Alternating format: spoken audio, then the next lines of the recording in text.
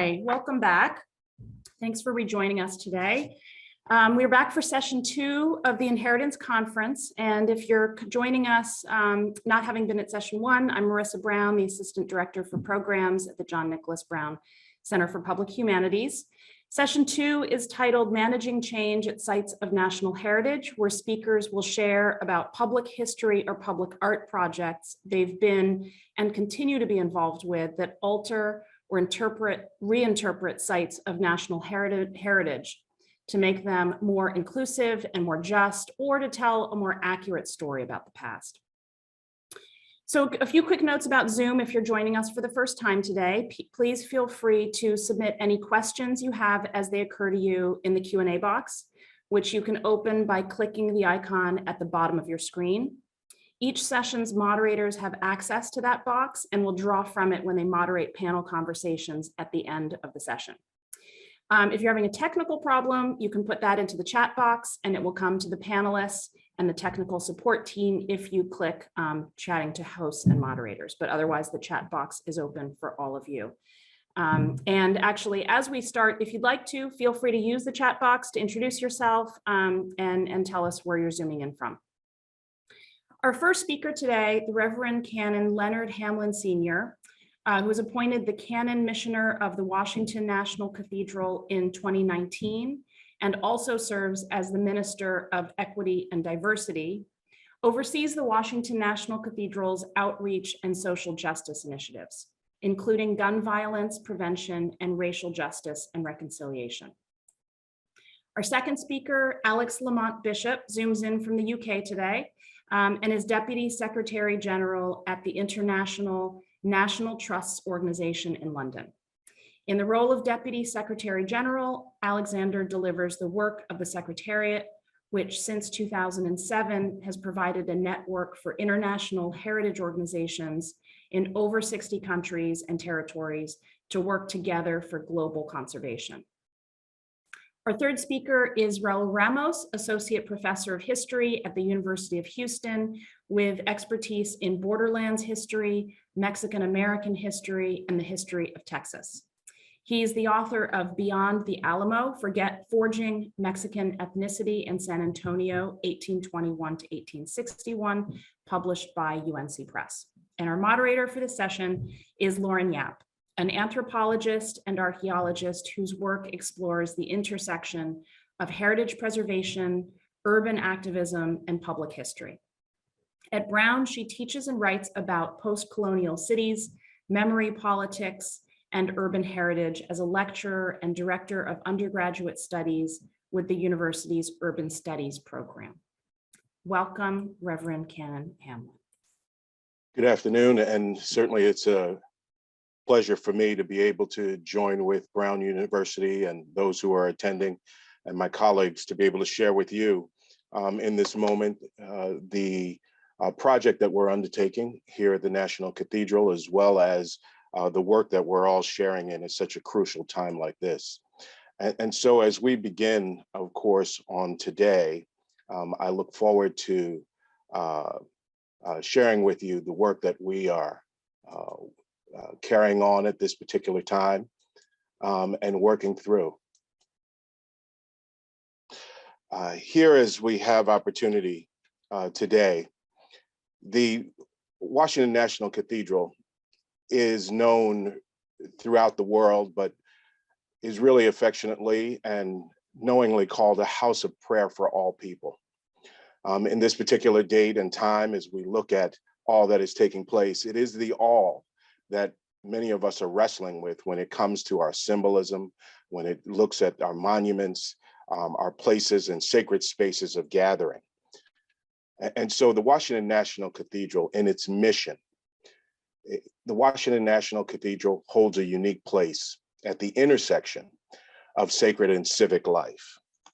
And as the Cathedral of the Episcopal Diocese of Washington, we strive to serve God and our neighbors as agents of reconciliation, a trusted voice of moral leadership, and a sacred space where the country gathers during moments of national significance.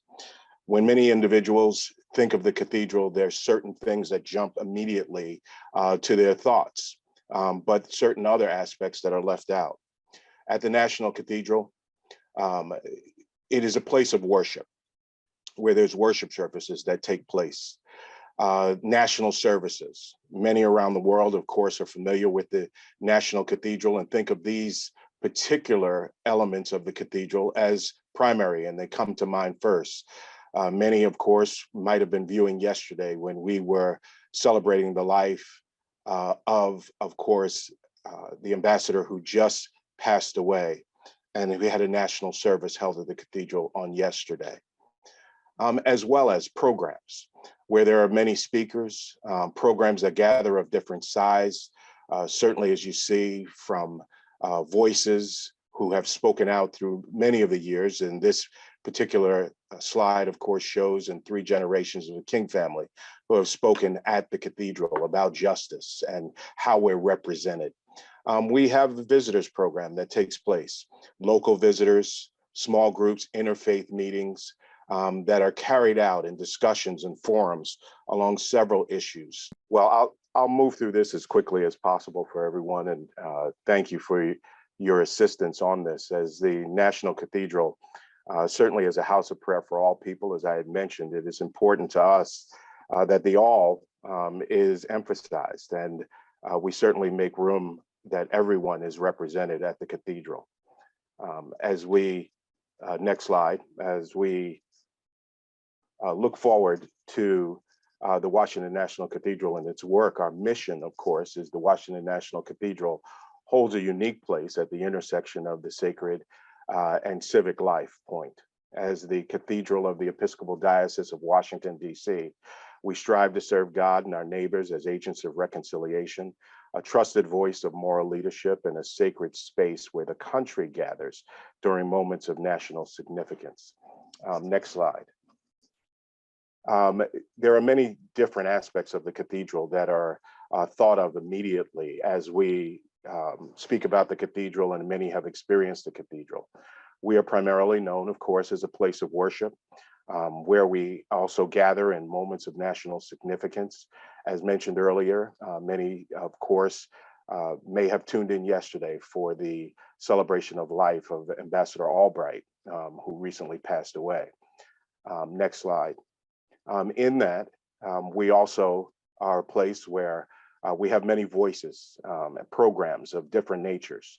Certainly, as you see, one aspect of that is having voices that speak about inclusivity and justice, where 3 generations of the King family have spoken from the cathedral and from the Canterbury pulpit at the cathedral. We also welcome visitors, tour groups, large groups, small groups, interfaith groups, as you see, who gather at the cathedral in order that we would discuss issues that are affecting us all, being able to do outreach within the community. Next slide. As we do our outreach, we certainly want to be dealing with the current issues. As many know, and as we've been dealing with the pandemic around the world, we recently held a forum at the cathedral, inviting in, of course, Dr. Fauci, others, and who would be joining together regionally to address the issue of how we were helping one another and responding to moment. And then, as we often talk about, sometimes boots on the ground, being active and working with the community, there are many services that the cathedral makes available to those who are right on our doorsteps, who are within the region of Washington, D.C., to make certain that we're addressing certain needs. And so we touch on all of these different aspects throughout. Next slide. In the history of the cathedral, many are unfamiliar with the history of the cathedral and how we've arrived at this particular point in time, where Pierre L'Enfant, in his plans for Washington, D.C., land was set aside. Or at least there was an intention to set aside land for a church for national purposes. In 1893, President Benjamin Harrison signed the Congressional Charter that incorporated the Protestant Episcopal Cathedral Foundation to establish within the District of Columbia a cathedral and institutions of learning for the promotion of religion and education and charity. Construction began in 1907, with the final finial being placed in 1990. We always remind everyone that cathedrals are never finished. There's always ongoing work and adjustment that is part of the cathedral. Teddy Roosevelt, President Roosevelt, he laid the cornerstone of the cathedral. George H.W. Bush laid the final finial for the cathedral. And then some years later, we had to experience an earthquake, which provides even more ongoing work. The cathedral is the 6th largest cathedral in the world and the 2nd largest cathedral in the US. Next slide. The cathedral is a place where symbolism and representation is done in so many different ways. When we look at that, there are figures, of course, that are in the cathedral, all sorts of representation of individuals. It is done through windows, which we'll talk about in just a moment in our current project. But there are over 250 windows that speak and tell stories throughout the cathedral. There's fabric representation in kneelers, quilts, tapestry that is available and tells stories and present images. There are images and likenesses that are part of the cathedral's fabric and carved into the fabric itself, as you see. And so all of these particular symbols and images and usage work and allow us opportunity, of course, to tell stories and to share with others the work of the cathedral and carry out our mission. Next slide. What we're wrestling with is of course, understanding that symbols are not just powerful language to bring meaning to the past. They also draw on the wisdom of the past to give meaning and direction to the future. And so whether we're doing that with voice, or you see that we do that with the fabric that's there and lights and figures, they bring about immediate images and thoughts, and we recognize that we share in that work and have a responsibility. Next slide. The question that we're often wrestling with and that we're dealing with is that whether you're thinking about the past, the present, or the future, sometimes they're all pointing in different directions. But what we're wrestling with in this moment is, can looking back really propel us forward? And so whether it is the past, present, or future that is the topic of conversation, or even all three at the same time, how does that really give us opportunity to lay groundwork for the future that we're all sharing and the future that we'll all be living in? Next slide. As we think about telling our history and certain points in times and sharing in history, the National Cathedral talks about the national history. And one particular point that has been a topic of conversation and is very key to the nation that we live in, of course, is that period of the Civil War. And one bay that really gives you an idea of being able to try and capture this history is that there's Lincoln Bay within the Washington National Cathedral. As you can see here, there's an image and a likeness of course, President Lincoln. There's carving and that is within the doorway that we'll go in on in just a moment. But there's also a window that's above that, and all three of these speak in different ways in terms of our leadership, in terms of the division and the unity that we're seeking. The window in telling the story of the experience and all that would be coming out in the fire and the hope and all that's lifted up. But in going into the fabric a little bit more, next slide, right above that door, you can see the National Cathedral is telling the stories of the country as we lift forward the faith and the vision of the future. Right above that door, or right to the, you'll see, of course, the real lifting of really the olive branches, trying to bring two sides together. On the left side of the door, you see the symbol for the United States of America. And on the right side of the door is the CSA for the Confederate States of America, hoping that in the arching that they would come together and work together as one in the nation through our hope and our faith. Next slide. One of the projects that we're working on in this moment, when we talk about, of course, national heritage sites and wrestling with how we're telling stories. There were Lee Jackson windows and Confederate windows that were placed within the cathedral. This gives you a very close look at these windows. On one side, the left side, these windows were placed in honor of course, General Lee. And on the right side, two windows that were placed in honor of General Jackson, Stonewall Jackson, that many are familiar with. And the cathedral occupies this space as we tell this story and often lift at the intersection of faith, work, church, and culture. So all of these are meeting in this place and the discussions that are taking place. As you look at these windows, you will see the symbols, not only of the soldiers, those who they're seeking to honor, but you'll see the symbols that have often been in this current day and throughout time, symbols of division and conversation in the Confederate flags and how they're portrayed and how they've been lifted up. Next slide. Not only in the next slide, as you can see in the history of this, in 1931, discussions began about the ways to honor Robert E. Lee at the cathedral. 1947, the United Daughters of the Confederacy engaged to help memorialize Lee at the cathedral in the nave or the main level of the cathedral. And a suggestion was made that Stonewall Jackson would be the second figure to be represented in the memorial.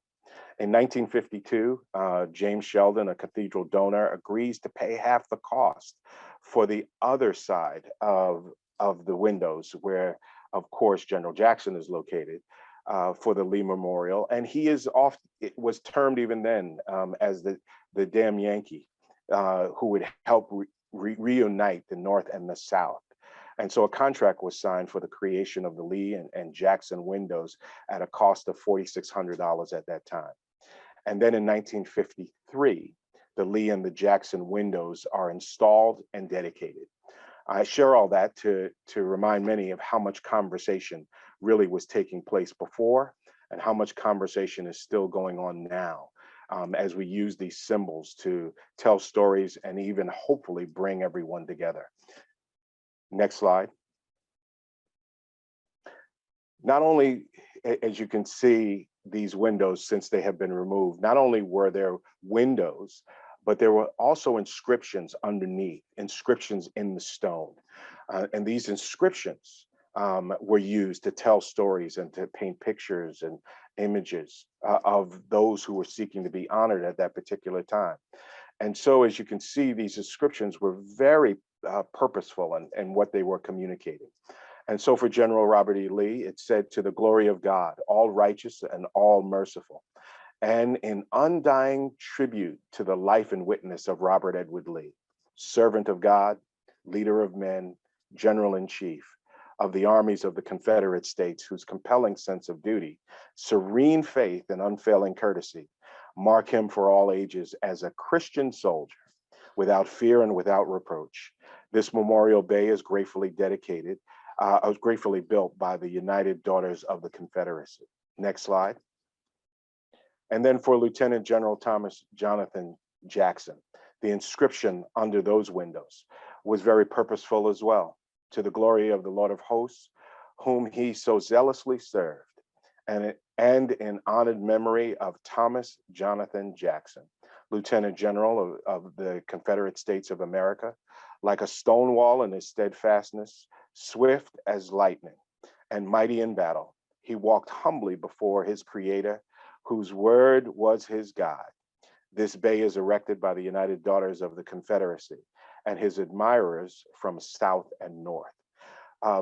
These inscriptions are also symbols. So the words that we use, the fabric and all, as you can imagine now, as it may be doing with many who are joining in, it brings certain feelings and emotions. And so as we are a gathering place, we became mindful of that. And so next slide. In the history of these windows, in 2015, after the massacre that took place at Mother Emanuel at AME Church in Charleston, South Carolina, the then Dean of the Cathedral, Gary Hall, calls for the windows to be removed. A committee is formed to study the issue and make recommendations. In 2016, the Cathedral chapter accepts the findings of the committee report, but goes further and orders the removal of the Confederate battle flag from both windows. And so the battle flag was removed at that particular time and point. But in 2017, following the deadly white supremacist violence in Charlottesville, Virginia, the Cathedral chapter orders the windows to be deconsecrated and removed. And so, as you have seen, the inscription has been covered, and what's in place in this moment is that the windows, of course, have been removed. Since that time, in the next slide, the windows have been shared with the National Museum of African American History and Culture, and they're on loan to the museum at this particular time, as the museum itself has been trying to deal with the images and the legacies of Reconstruction that we see in monuments around the country. And so as we look at all of these monuments and in the time and place, we've been wrestling with what to do and going forward. And so we're thankful at this time as we move forward. Next slide. That we have engaged in the windows replacement project, that we have really been able to put underneath the theme of light in the darkness, the Racial Justice Windows Project being held at the Washington National Cathedral. And so from the project summary of the Windows Committee, as a people of faith, we're committed to the belief that we cannot be in right relationship with God until we are in right relationship with our neighbors. Yet as Americans, we believe that all Americans have equal claim to their birthright of equal justice under the law. Our public monuments must therefore be a reflection of the values and ideals that we uphold. Also shared in this moment of profound racial reckoning, Americans are coming to terms with the power of symbols and monuments. They speak to who we value and whose stories we decide to tell. In our lived environment, artistic representations and our public monuments have the power to build up or tear down. Here at the Cathedral, we believe that art in public spaces is a reflection of our public values, and we wish to tell a fuller, more inclusive story of who we are and who we aspire to be. Next slide. The Light in the Darkness Windows project that we are engaging in at this moment. In 2021, the Robert E. Lee window is displayed, as was already shared with you, at the Smithsonian National Museum of African American History and Culture.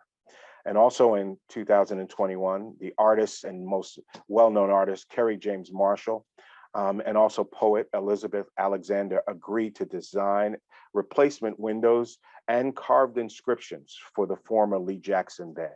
Next slide. In the Windows Replacement Project, these new windows that are being created at this very moment by Kerry James Marshall.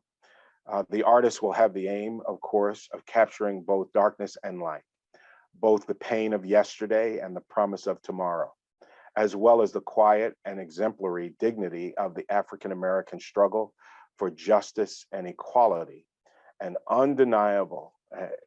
the undeniable and progressive impact it has had on American society.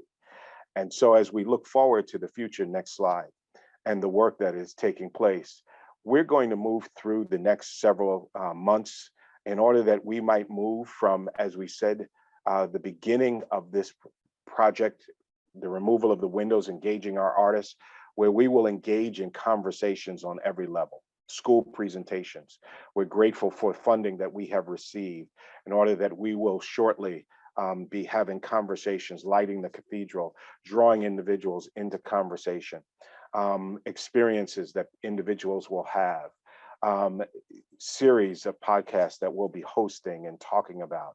We'll be launching digital experiences that will foster greater conversation and bringing others to talk about this subject until the windows are anticipated to be installed in the fall of 2023. Next slide.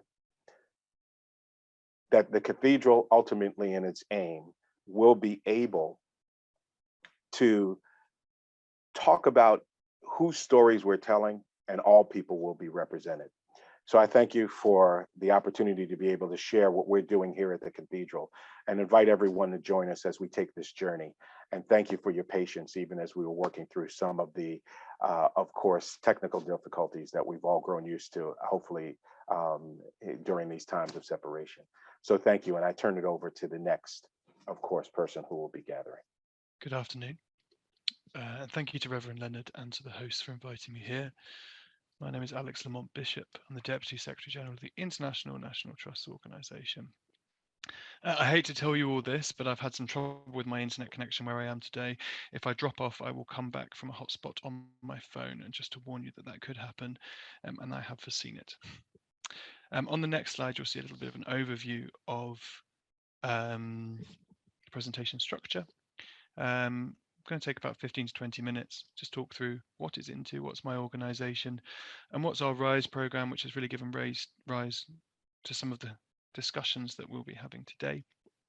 I'm going to look at 4 case studies, so they'll be succinct because it's quite a lot to get through in 20 minutes.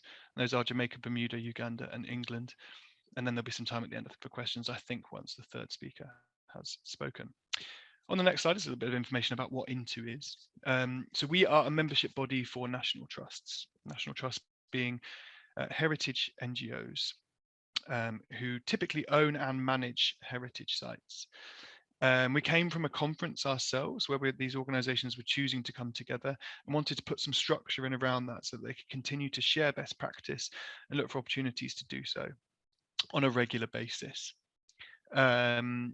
And I'm speaking to an audience which is predominantly American, so I'll just flag that we've got 4 American members. We've got 2 full members, which you probably will know, the National Trust for Historic Preservation and the trustees in Massachusetts. And we have 2 associate members, the National Park Service and Filoli in California. Most of our members have the name National Trust, and the majority own and manage historic sites, and the scale of that can be different from one country to another. Where I'm based in the UK, the national trusts, plural because the Scottish one is independent, own about 600 sites, and about 1 to 2% of the country's land mass. On the next slide, you'll see one of our programs. So I talked before about the fact that we are an organization that shares knowledge amongst our members. We started with a conference, which is of course a knowledge sharing exercise. And as we've grown into a bigger organization, we've looked for more opportunities to bring our members together and collaborate on shared programs. And the one I'm talking to you about today, or the one that at least this has inspired the presentation today, is called Reimagining International Sites of Enslavement. I work on that with Elon Cook-Lee. She's the Director of Interpretation and Education for Historic Properties at your National Trust in the US. And this is really a program that aims to bring together site directors for, well, we've got 16 member organizations taking part across North America, including the Caribbean, Africa and Europe. Those are all people working on sites with a history of enslavement. And we thought to bring them together and open up some conversations about how slavery can be interpreted in an international space, but also about the need to understand the full international picture if one wants to talk about something that wasn't limited to any one of those countries. It took place across all of them. It's a very informal program for this year. We're just bringing people together, and then we've got big plans for the future, of course, largely based around peer-to-peer learning and exchange between our member organizations. Just to give you a sense, in our last session, we heard from the Monuments and Relics Commission of Sierra Leone, who were talking about marketing sites of enslavement in a West African context. Okay, what do we focus on in the program is the subject of the next slide. Thank you. These are themes that were generated by engagement with our participating institutions. This is what they wanted to talk about, basically. I'm not going to go through it or read it out, but I'm just putting it on the screen because I thought you might find it interesting to know what people leading these kind of sites right across the world really thought. These are not necessarily their challenges, but these are the things that they thought would be opportunities for discussion and peer-to-peer discussion where they wanted to learn from one another. And our usual format, of course, is a presentation and followed by breakout rooms. And I have to say that I get feedback every time we need to keep the presentation time short, because what they really enjoy doing is speaking to one another. And I had the opportunity to speak to them all. You'll see on the next slide. Thank you. When in preparation for this presentation, I've pulled together 4 case studies from our participating organizations right around the world. Those are Jamaica, Bermuda, Uganda, and one here. Well, I'm actually in Belgium, but one in England. And just a note on positionality, actually. You'll see as we've gone through, I've taken some time to interview each of the representatives from the 4 organizations that I will talk about. And I'm going to do what I can to feature their words directly on screen in some way. I'm doing that because it's ultimately their work, not mine. I'm also doing it because I'm conscious of positionality. I'm a white British man talking about enslavement, and I want to make as much room as I can in this presentation for a plurality of types of voices. So let's see how we get on with that. On the next slide is an introduction to the first of the 4 case studies. This is from the Jamaican National Heritage Trust. Just a little bit of context for JNHT. They're a large public organization with some 200 staff. So they have statutory responsibilities, and vast majority of their their funding comes from a public purse. Their sites are largely cultural. Some of our member organizations manage largely natural sites. Jamaica is largely cultural. And the case study we're here to talk about today is a place that I perhaps should have put those the other way around. It's properly known as Headquarters House, but historically has been known as Hibbert House. It is the house of a man called Thomas Hibbert, who was an 18th century British slave owner and factor, which is a type of trader. He had himself built a lovely Georgian style mansion, which passed into use in the colonial administration. It had a military function. That's when it became Headquarters House, actually. It was headquarters of the British military presence on Jamaica. I think maybe naval rather than the full military, but military certainly. Later, it was the home of the Jamaican colonial legislation, and you can see there's a courtroom in the bottom right-hand corner. But since 1983, it has been headquarters of the Jamaican National Heritage Trust. And it's a beautiful building with a complex history. Next slide, please. So in order to prepare for this presentation, I spoke to Georgia Rookwood. She's a senior research officer at Jamaica National Heritage Trust, and she's also often responsible for showing people this site. It's open to the public by prior arrangement. At the moment only. It's not, you can't walk up there any day, but you can get there if you're interested. The Jamaica National Heritage Trust's intentions for the future is that it should be less about office use, because at the moment quite a lot of it is filled with their desks, and more exhibition space. I had a really interesting conversation because the subject matter of this presentation and indeed this conference, I expected to talk a lot about Thomas Hibbert from the previous page. You can also see in one of those pictures, I think the left one. I expected to talk about how the Jamaica National Trust had changed how they talk about Thomas Hibbert, and I came prepared with questions about that to talk to Georgia. But actually, the response I got was that it's much more about not talking about Thomas Hibbert at all. If the Jamaica National Heritage Trust wants to speak to a Jamaican audience, and remember 98% of people in Jamaica have African ancestry, they don't talk about the Hibberts at all, or they minimize that to a huge extent. And it's about talking about Black Jamaicans, enslaved or not, and their stories, who also lived on the property at the same time. And historically, they might have talked about the Hibbert family. In the future, they'll do so less and less. I thought that was an interesting case study for what we're here to talk about today. And in fact, on the next slide, you'll see that there's a little bit more from Georgia in terms of how she thinks the Jamaica National Trust can cut through the apathy that some Jamaicans can feel for their heritage sites. If you just click on that, that's about a 30-second clip of her speaking. But for the general public, we realize that there is like an indifference, you know. But what we have realized is that we need to, once they know the information, there is a sense of appreciation as to why the site is relevant, and you know, how is it that it has some place in our history. So we realize that as an organization, we need to ramp up our public education campaign we need to have more sensitizations to see how these sites bear relevance to our history. And I think that will bring about a greater response, and the general public will be more involved in the discussion.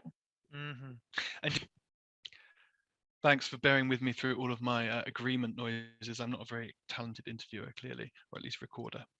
So that's the Jamaican case study. I'm going to move swiftly on, just conscious of time, to the one from Bermuda.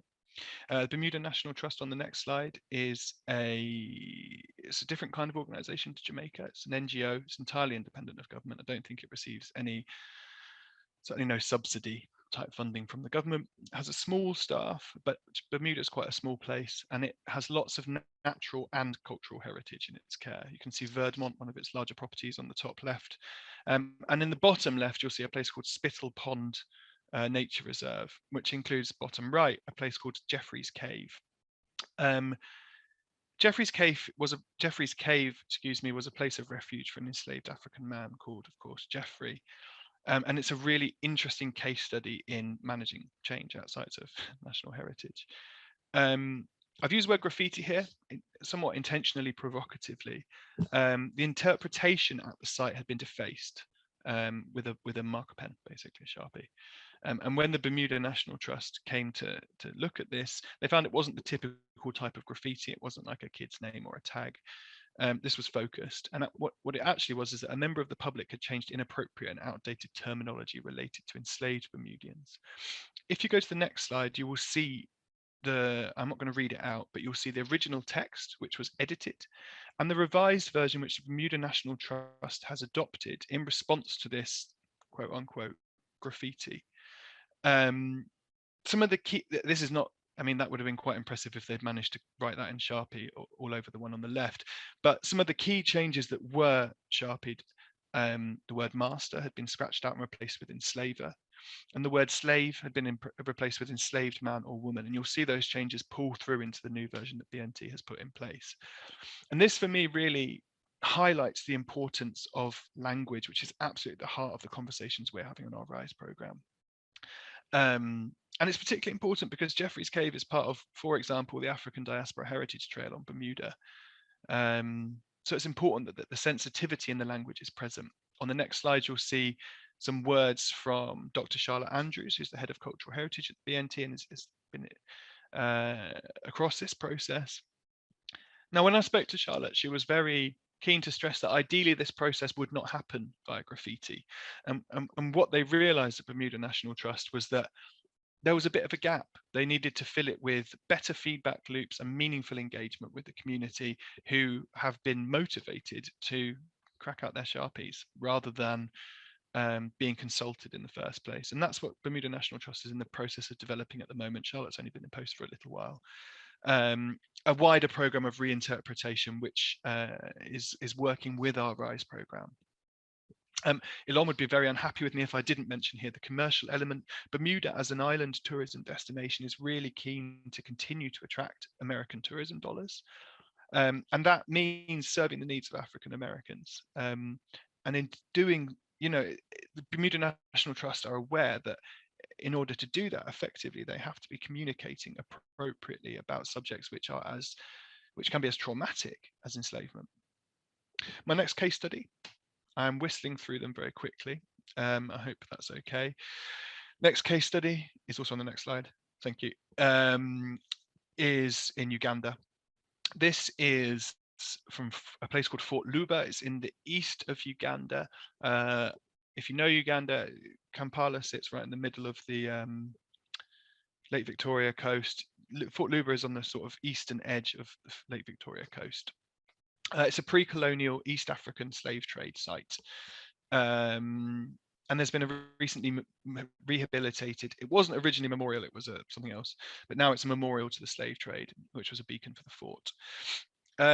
What's interesting for an American audience and for a British audience actually here is that enslavement that was happening here wasn't connected to the Atlantic trading system. This was slavery which was heading to the east coast of Africa and then onward into the East Indian Ocean. It's also all pre-colonial. or at least pre the period when Uganda was a British colony. CCFU, just briefly then, are a very small NGO. They only manage one site directly, but they're absolute world leaders in the study of intangible cultural heritage. And so the memories associated with this site and the engagement of the local community is something that they're very prepared to engage with. On the next slide, a little bit more information about that from Simon Musasizi, who's the Heritage Trust Programme Manager at CCFU. Simon was really keen to stress that Ugandans really need to be educated about the slave trade and what it meant in Uganda. He said to me that Ugandans don't learn about the Ugandan slave trade. They learn about it in the context of Africa, but there's not a lot of direct information about Uganda itself.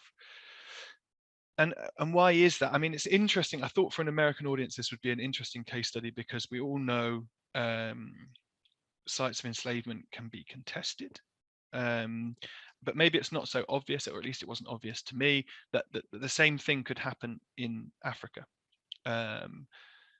And the importance of this site was not widely discussed until recently, and where a number of different entities have gone into the area and got involved, the discussions have led to mixed emotions. Simon wanted to stress that this forms part of our past and should guide how we relate to our heritage today. On the next slide it's just a video, but don't play it just yet, please. I'm only going to play the first minute of this. A couple of things to tell you about it. Our project is about sites affected by climate change, which we're doing with the Ugandans. So there's a climate change focus. It's not totally relevant for this, but it's the site in question that I want you to have a look at. And I think you'll get a feeling when we watch a minute of this for how the site's history can be contested or can feel contested in an African context. Please go ahead.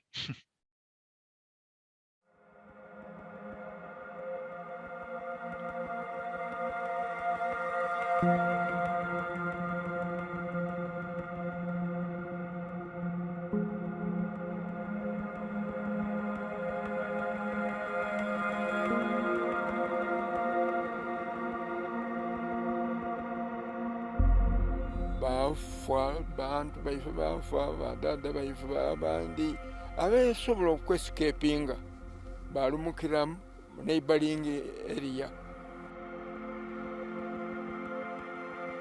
aye nga ife abesomuna tituorganizinga nga ku slave trade ekyo kizirawo era mubuna tikyaliwo abanubi abaali abagenti abawalabo okufuna abaidu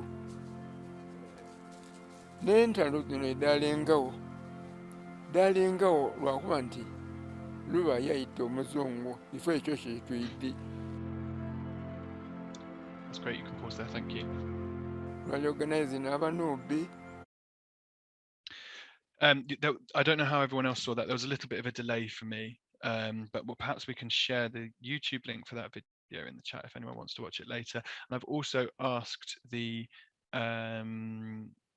my colleagues at Brown if they'll just share an additional document in the chat, which Simon was keen for me to share with you. It's a little bit of research about the site that he's prepared. A little bit, it's quite some good, solid academic research actually about the site, which will be appearing as a Google Drive link in the chat imminently. There it is. Okay, I'm pressing on, conscious of time, to show you my final case study. That is moving from Africa to Europe. On the next slide. Yes. This is a site called Snows Hill Manor. It's in the Cotswolds. It is, what's the term they say? Chocolate box perfect, Snows Hill Manor from the outside. It's owned and managed by the National Trust of England, Wales and Northern Ireland, which is a huge organization. Pre-pandemic, they were getting close to $1 billion in turnover, 500 plus sites, 6 million members. It's a big organization. Not too long ago, the National Trust commissioned a report on colonialism and historic slavery. I'm phrasing that carefully because you can Google it with that name if you're interested, which included an audit of offensive items.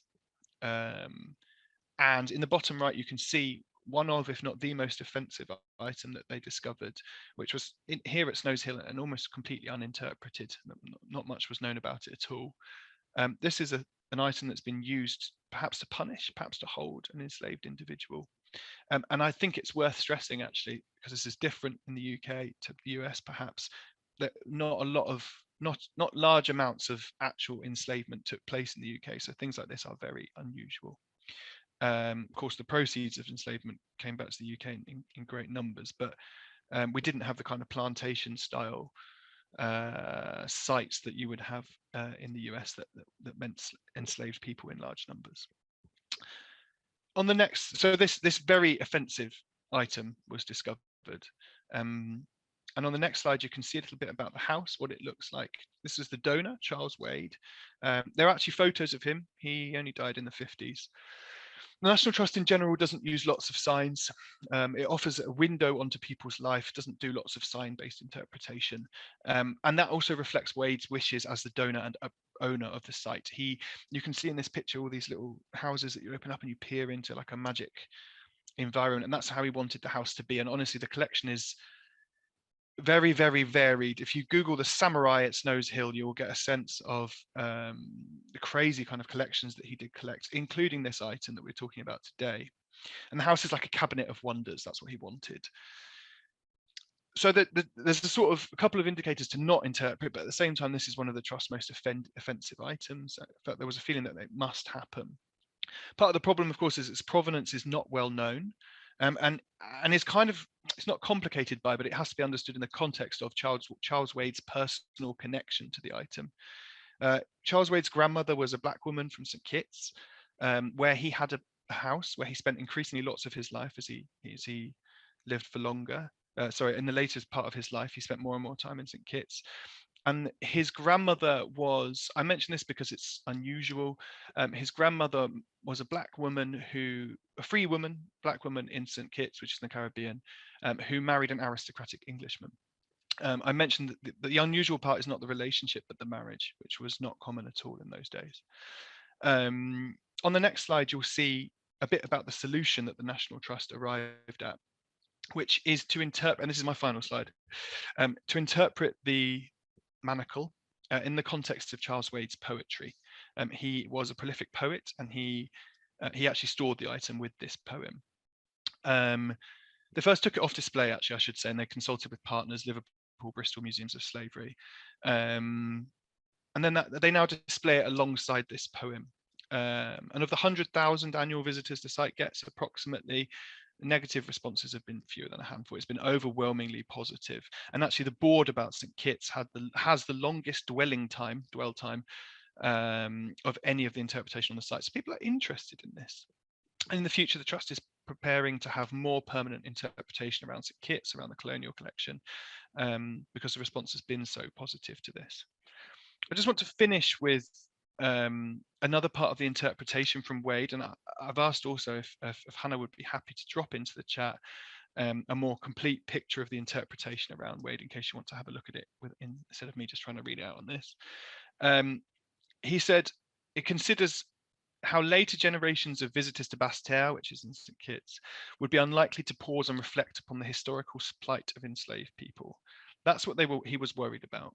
And in the discussion that we're having today, we are those people today, looking back on the concerns that someone like Charles Wade had. Our conversations, at least in Rise, underline the fact that he was right to worry about that, that we might lose sight of the horrors of the slave trade and the grim realities for enslaved people.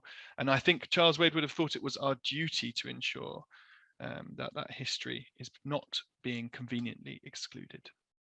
My final slide, I think, is just a thank you. So I will turn my camera off now and look forward to the questions at the end.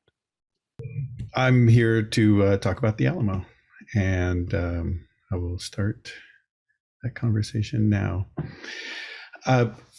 So first of all, I want to introduce myself. My name is Raúl Ramos. I'm an associate professor of history at the University of Houston. I'm not directly involved in any capacity really with the project itself of the redesign of the Alamo, which is currently ongoing in San Antonio. I work in this area as my specialty within history, and I should say that I'm from San Antonio. I grew up there, and so I have a personal connection to this, and I think a lot of us do. And as such, I have that kind of insider-outsider perspective on this project. What I want to begin by pointing out is that the Alamo itself is both a battlefield, a building, and a symbol. I'll start by talking about that specific history, talk about the symbol itself, talk about how the myth itself was created, because in many ways it's almost impossible to disassociate the place from the myth. It's become so central and integral to how we think about the Alamo. The building itself or the battlefield itself commemorates the battle of what's known as the Battle of the Alamo, which was a 13-day siege where between 190, 200 Texians, as they call themselves, perished in a battle with the Mexican army. Some of they've since been considered martyrs to the Texas cause and have included mythic names such as Davy Crockett, William Travis, and Jim Bowie. The place itself then was then, in a sense, lost after the initial battle in 1836. The Alamo itself did not quite have the important stature within Texas as the location of victory in the Battle of San Jacinto, which is actually here in Houston. It's not till later that the Alamo itself became a bigger symbol and something that was much more well known. But let me take a moment to talk about that symbol, because it's important to the recovery, this redesign effort that we're talking about. But I think speaks to the larger question I have, which is how do we link narratives to places? And that's central to the way I think of Texas, the way I think of the Alamo, that it's really about a narrative, a dominant narrative, an existing narrative, and what I might call silenced narratives or hidden narratives. Well, I like to call it hidden in plain sight.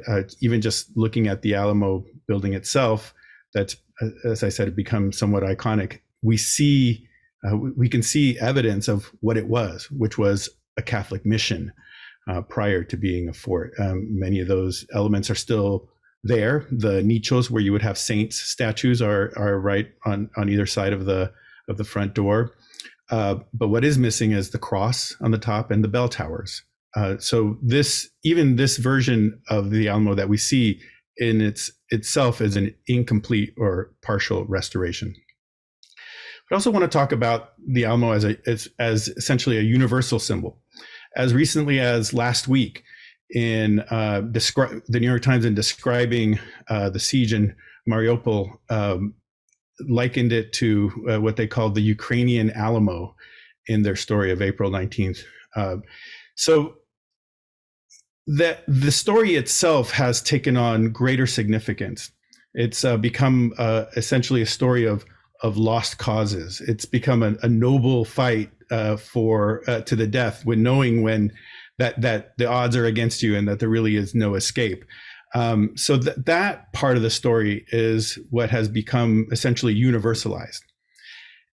I want to focus on that universalization as both an opportunity and a challenge. The opportunity is that this is how it gains valence, it gains weight, it gains importance. The challenge is that by universalizing the story, it takes it out of historical context, it takes it out of community context. And as a historian, I see that comes at a price.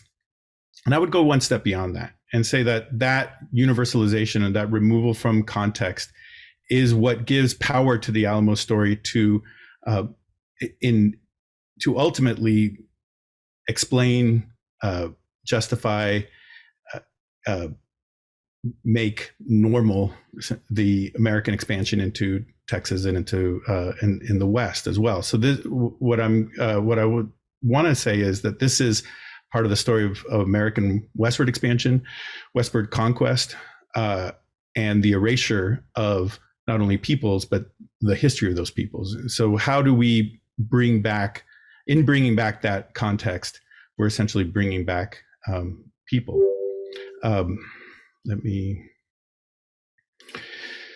The site itself has many contexts in the present. It's within the city of San Antonio, right downtown in the central business district of San Antonio. It's of significance to Texas. It's of significance is part of the UNESCO World Heritage Site, which was designated in 2015. That includes essentially 5 missions in and south of San Antonio. That building to the north on this map of the World Heritage Site, Mission Valero, is also the Alamo. It is the Alamo. It's the same building. So it has these multiple contexts that are recognized and are understood. But the reality is that it's that narrative context that's sometimes missing. Ultimately, this is also about tourism. The economic impact of the Alamo was estimated in 2017 to be over $15 billion of tourism, over 2 million visitors per year, according to the Alamo website. So this is important to the city externally to the city civic economy, but it's also a big part of the civic identity. Anywhere growing up in San Antonio, almost everything has Alamo in the name. There's the Alamo Stadium, the Alamo Cleaners. It's very much part of the Alamo. Part of the city. The redesign effort started in 2015. Soon after a big change that happened in the management of the Alamo site, which is it moved from city management and a couple of nonprofits that were overseeing it to the state of Texas through the General Land Office, which is the office of the Land Commissioner. The Land Commissioner is a statewide elected official, and as such, it went into the hands of the state. It's hard to separate, as I said, separate this Alamo site from the myth, and it's important to recognize that the myth itself is the product of myth making. So let me go over a couple of chapters in that myth making. The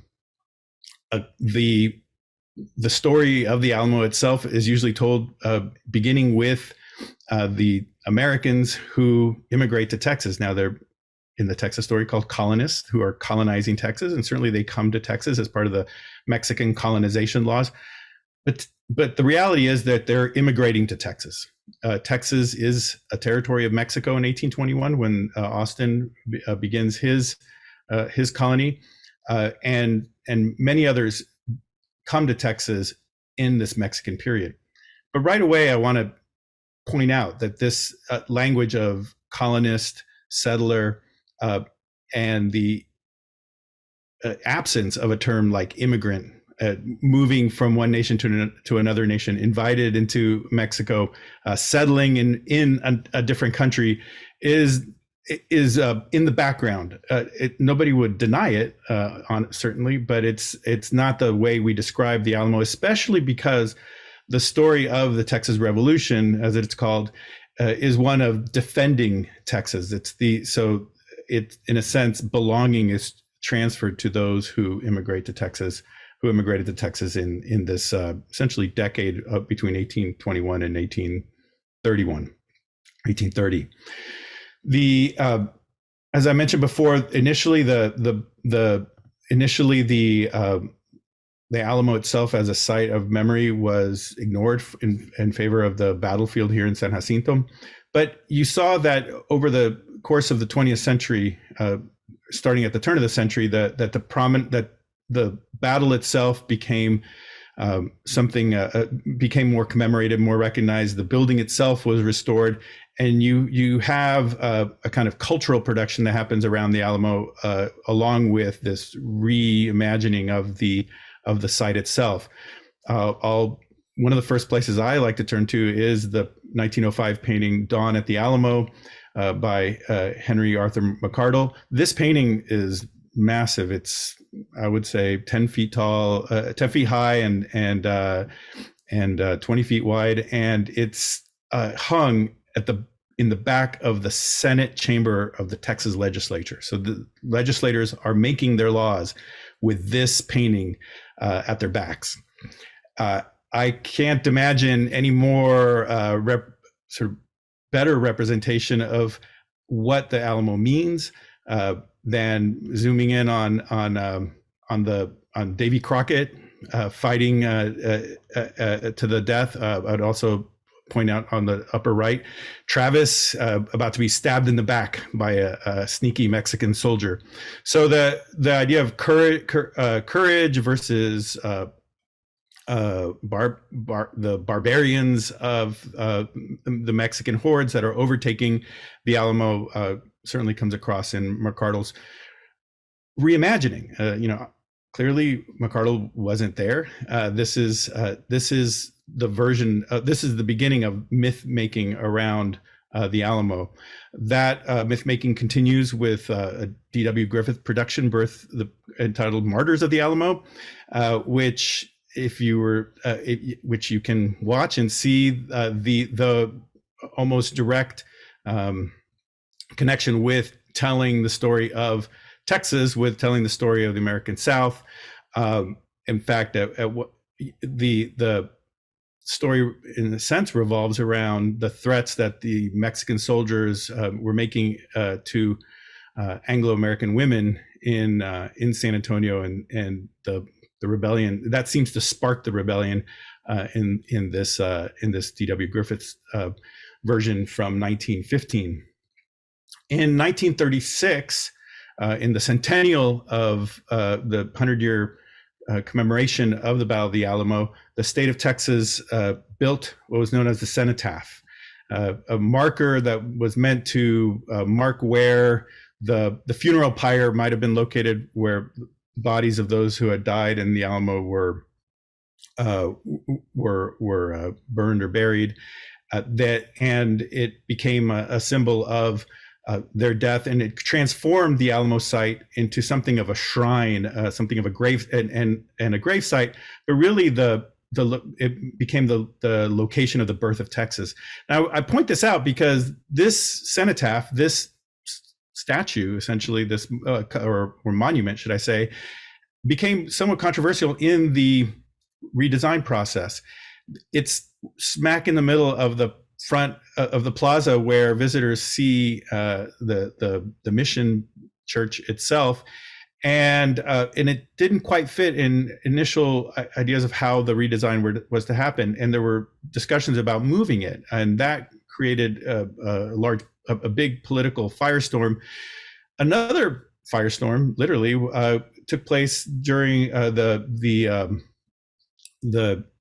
protests of 2020, of the summer of 2020, when you had the George Floyd protests spilling out into the city of San Antonio, and at one point there were real or unclear threats to the cenotaph itself. I think someone spray painted on it, and almost immediately a group that called itself the Texas Freedom Force armed itself and surrounded the cenotaph, and decided to keep 24-hour watch over the cenotaph to continue to protect it. So I talk about this symbolism, but this motivates a lot of people in very real ways.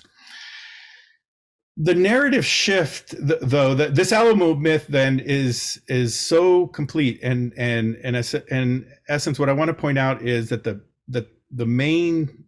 one of the biggest challenges of this Alamo myth and this idea of the birth of Texas taking place in 1836 is that it's essentially divides time. People who lived in San Antonio, who were born in San Antonio before 1836, don't count.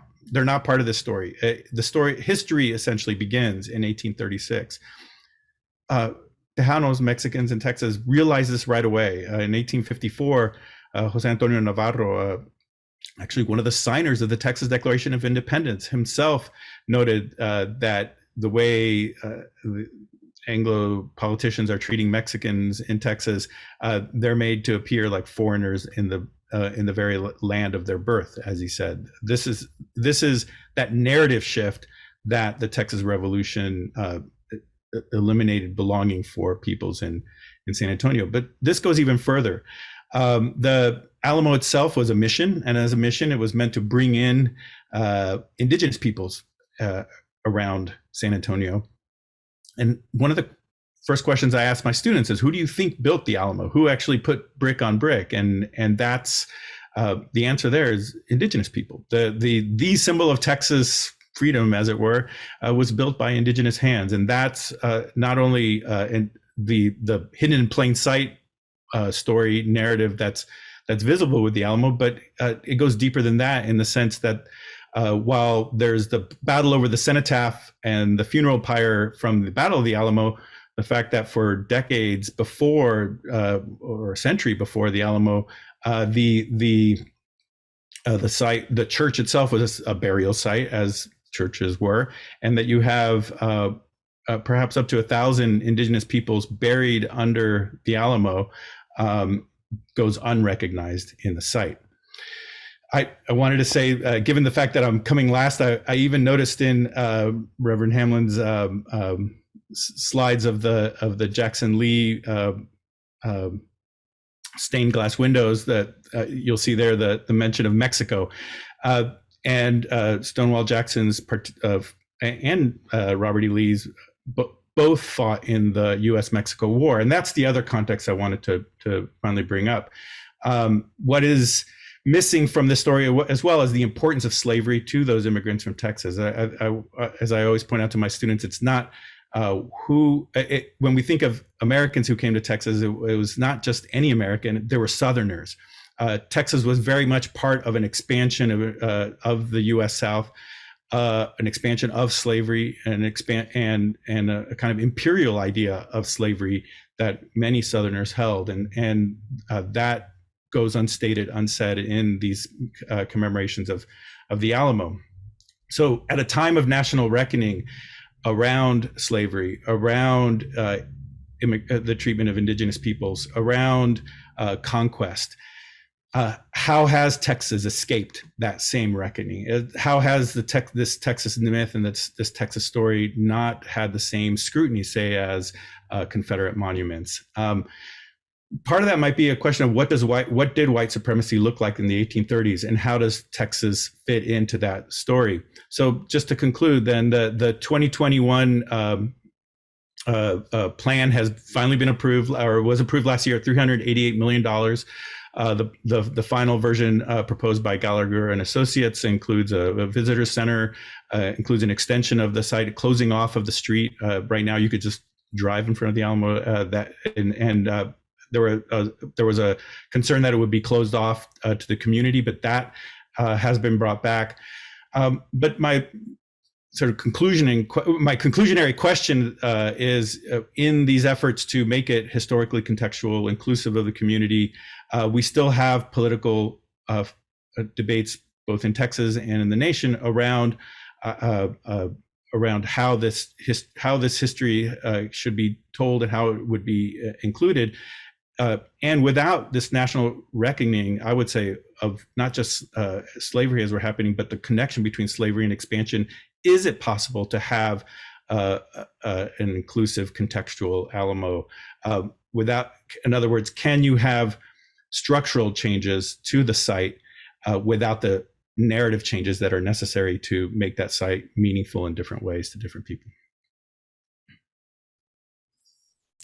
Hi, everyone. I just wanted to thank you all first, Reverend Hamlin, Professor Ramos, and Alex Bishop, for these really insightful presentations that have given us a great deal to think about and a lot to talk about, not very much time to do it, as is usually the case in conferences. But I guess I wanted to start out was sort of, I guess, one thing that really struck me. And I also first want to remind folks that if you have a question for any of our presenters, please pop it in the Q&A. I know there were some questions earlier and Reverend Hamlin took the time to respond to those. So please, if there are additional questions, please pop them in and we'll try to get to them in the time we have remaining. I think one of the things that struck me most in listening to these presentations are the ways in which each of these offer lessons about the challenges and possibilities that arise when we try to confront powerful myths, be that the sort of myth of the lost cause of the Confederacy, the myth of the sort of remember the Alamo myth that Professor Ramos was just talking about, or even the kind of network of myths that together kind of downplay or obscure the UK's culpability in historical slave trade.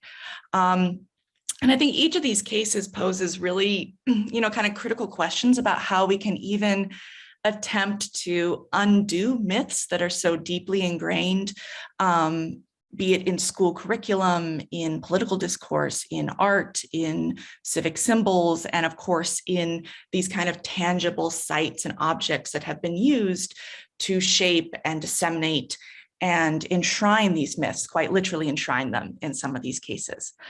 And I think what kind of struck me with all three of these is, I think it's clear that it's not enough or even possible perhaps to simply replace or overlay a new story, a more truthful, complex, courageous story on top of what came before.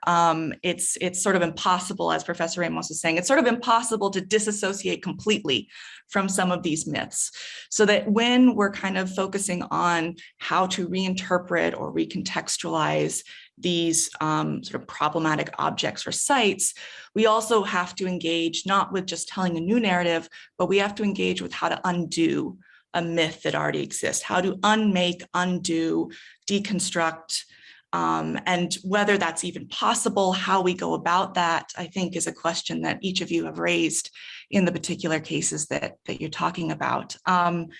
I have several questions and not enough time, I guess. I wanted to start maybe asking you all to kind of reflect, excuse me, on something that I think was kind of at the background or sort of mentioned a few times in your pieces, which is about the role of visitors. All of you are talking about sites that are, have a lot of people coming through them, whether it is tourists or worshipers, students, educators. There's a lot of traffic at these sites. And I'm curious if you, in each of your particular cases that you're discussing, if you have a sense of what are people's reactions to the kind of reinterpretation work that has already been done or that is going to be done in the future. And in particular, I think there are obviously groups who feel very passionately on sort of both sides of these debates about what to do with some of these objects and sites. But there also are visitors who are maybe just apathetic, as I think one of the presentation that Alex gave, one of the mentions was about sort of how do you combat visitor apathy or people just not sort of paying attention to these kinds of conversations. So that's a very long way of me asking you to kind of comment on what has been sort of visitor reactions to these changes at these sites and what could be done, what further needs to be done to kind of engage different groups in these conversations.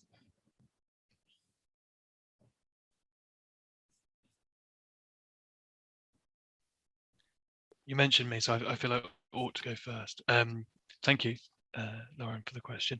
I think the example from Jamaica, if I can speak based on what Georgia said to me, if you want to speak to a new kind of audience or an audience that you're currently not reaching, then it seems a very simple concept, but then you actually need to be speaking to the lived experience of the people who will be coming through. And that sometimes means not what I assumed, which is tell the story you are telling but differently, but maybe just completely focus on something completely different. Headquarters House, they have recently started to focus a lot more on the quarters is the term that Georgia used, a place where enslaved people lived when it was a place where before abolition. Because that's part of the story which they can tell, which means much more to Jamaicans today. It means something about their ancestors. And in response to the other part of your question, which was more about how are people responding to reinterpretation, in the UK example that I mentioned, it's been incredibly positive. And I think there was some nervousness. There's been this issue of investigating colonialism within the National Trust has not been straightforward. It's been quite politicized at times in the national debate. What they found, at least in the case of Snows Hill and the curator I spoke to, was that the public's reaction has been incredibly positive. And it's early data. It's only been done in the last couple of years, but it's something that more will be happening of.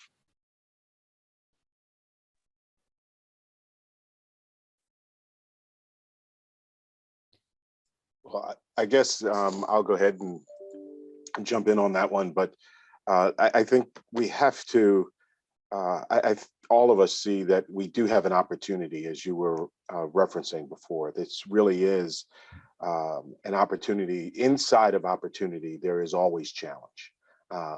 And so to accept that and not to put the challenge out front is where we begin, to see that this is an opportunity to help us as we look at these moments that will give us opportunity to be more relational with one another, to be in relationship with one another, because we will either build our future for certain parts of community, or we will be building our future as participants within this larger community that we see and recognize as being true. It is very difficult to pull out, as you said, certain aspects, but we need to make sure that everyone is included in this conversation. It's particularly challenging with the Alamo. I mean, you're choosing, and I think one of the things I think is both a challenge and an opportunity is that, the challenge is you're choosing a fort, essentially, that had a battle, and so the stakes, the battle itself is pitched in one way, and we can expand it, but really I think the expansion of thinking of the way the building was a mission before that brings in a larger history. So I like to think about the disconnects we have where there's a kind of a willful ignoring of certain parts of American history that folks are willing to do in order to enjoy another part of history, and so it's definitely challenging. I at one point gave a talk in San Antonio, and one of the students in the audience was also a tour guide at the Alamo, and he said, I totally agree with what you're saying. I just don't know how folks who've come 1,000 miles away to visit San Antonio I'm not sure they want to hear that. They want to hear the kind of cartoon version of the story. And so I don't know if it's quite what you're saying is replacing another cartoon with that cartoon with another cartoon. I think it really has to be a larger national effort, and seeing Texas as part of that national effort. And Texas has managed always to skate by without that same that inclusion or engagement in that same conversation. Mm-hmm. Yeah, unfortunately, I think we have to wrap up. I think I need to turn this over to Marissa now, but I just want to say thank you again so much. There's a lot to get into here. I wanted to also ask about sort of sacredness, and there were some questions in the Q&A also about, disturbing, how do we deal with the kind of the sacredness or quasi-sacredness of some of these sites as well. And so I think maybe that's a question we can come back to maybe in the open session for those of you who want to engage at the end of today's presentations in those questions and continue throughout the conference. But thank you again so much, all three of you. And I'm going to turn this over to Marissa now.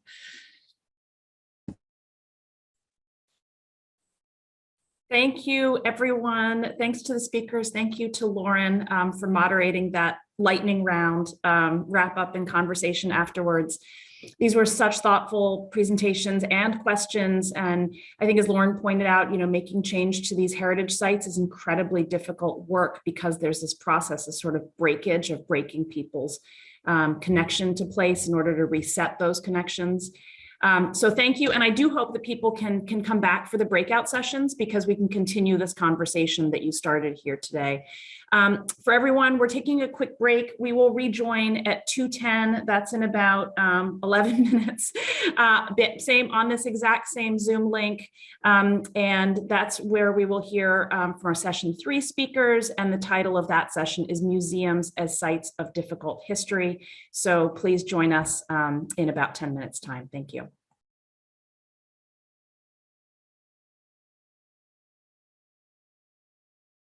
Hi, welcome back, everyone. Everyone who was here for session 2, that was a quick break, but I hope you had a chance to rejuvenate, stretch your legs, grab a cup of coffee. So thanks for rejoining us today. We're back for session 3 of the Inheritance Conference, and this session is titled Museums as Sites of Difficult History, where speakers are going to share projects and reflections about the role museums are increasingly playing in conserving, interpreting, and repatriating objects that relate to difficult histories, including settler colonialism and white supremacy. The emphasis will be on process and the kinds of behind-the-scenes negotiations that take place within institutions that are taking some of these questions on or not taking on some of these questions as much as they should be. So first, a few quick notes about Zoom if you're joining us for the first time. So feel free to submit any questions that you have into the Q&A box, which you can see by clicking the icon at the bottom of your screen. The session moderator has access to that box, and she'll draw from it when she moderates the panel conversation at the end of the session. If you're having a technical problem, you can put that into the chat box and just send it to the panelists and moderators so that we can see it and give you any help over chat that we can. So with that, I will turn it over to, did I not introduce myself? No, for those who are joining again, sorry, Marissa Brown. I'm the Assistant Director for Programs here at the John Nicholas Brown Center for Public Humanities and Cultural Heritage. And we are the proud organizers of this conference. And sorry, 3rd session on day 1, and you start losing track of whether you've introduced yourself or not. So with that, but I'm going to turn it over to Tracy Picards. She is a first-year graduate student in the Public Humanities Department, and she will introduce our speakers and our moderator. Thanks, Tracy. Hello, my name is Tracy Picard. I'm here to introduce the speakers. So first we have, this is session 3, Museums as Sites of Difficult History. First we have Marland Buckner, Interim Executive Director, Black History Museum and Cultural Center of Virginia. Using what was meant to destroy to rebuild, recontextualizing our difficult history. Marland Buckner serves as co-founder and principal of MB Squared Solutions, LLC. Buckner served as Director of Federal Government Affairs for Microsoft Corporation.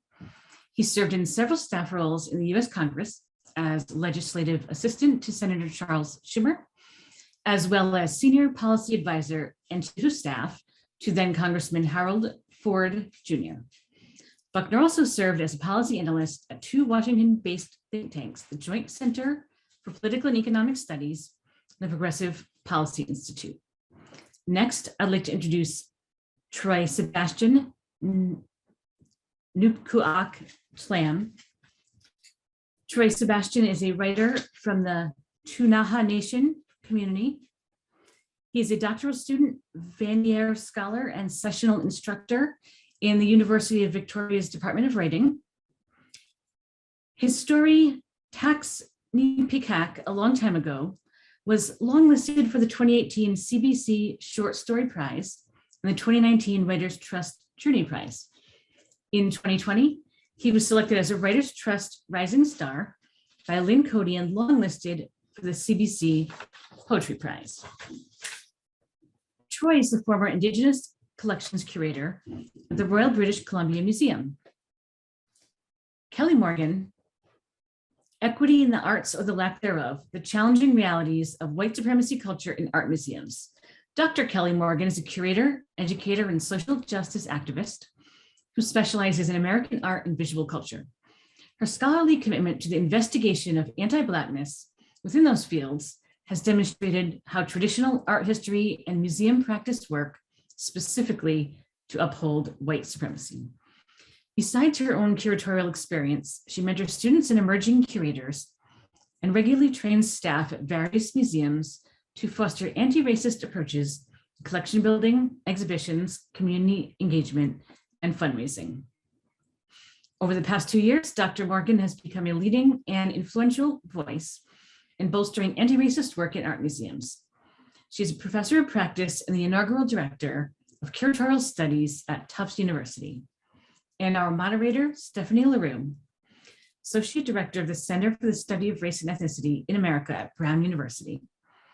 Her scholarly research and publications focus on race, class, and gender in American cinema and television.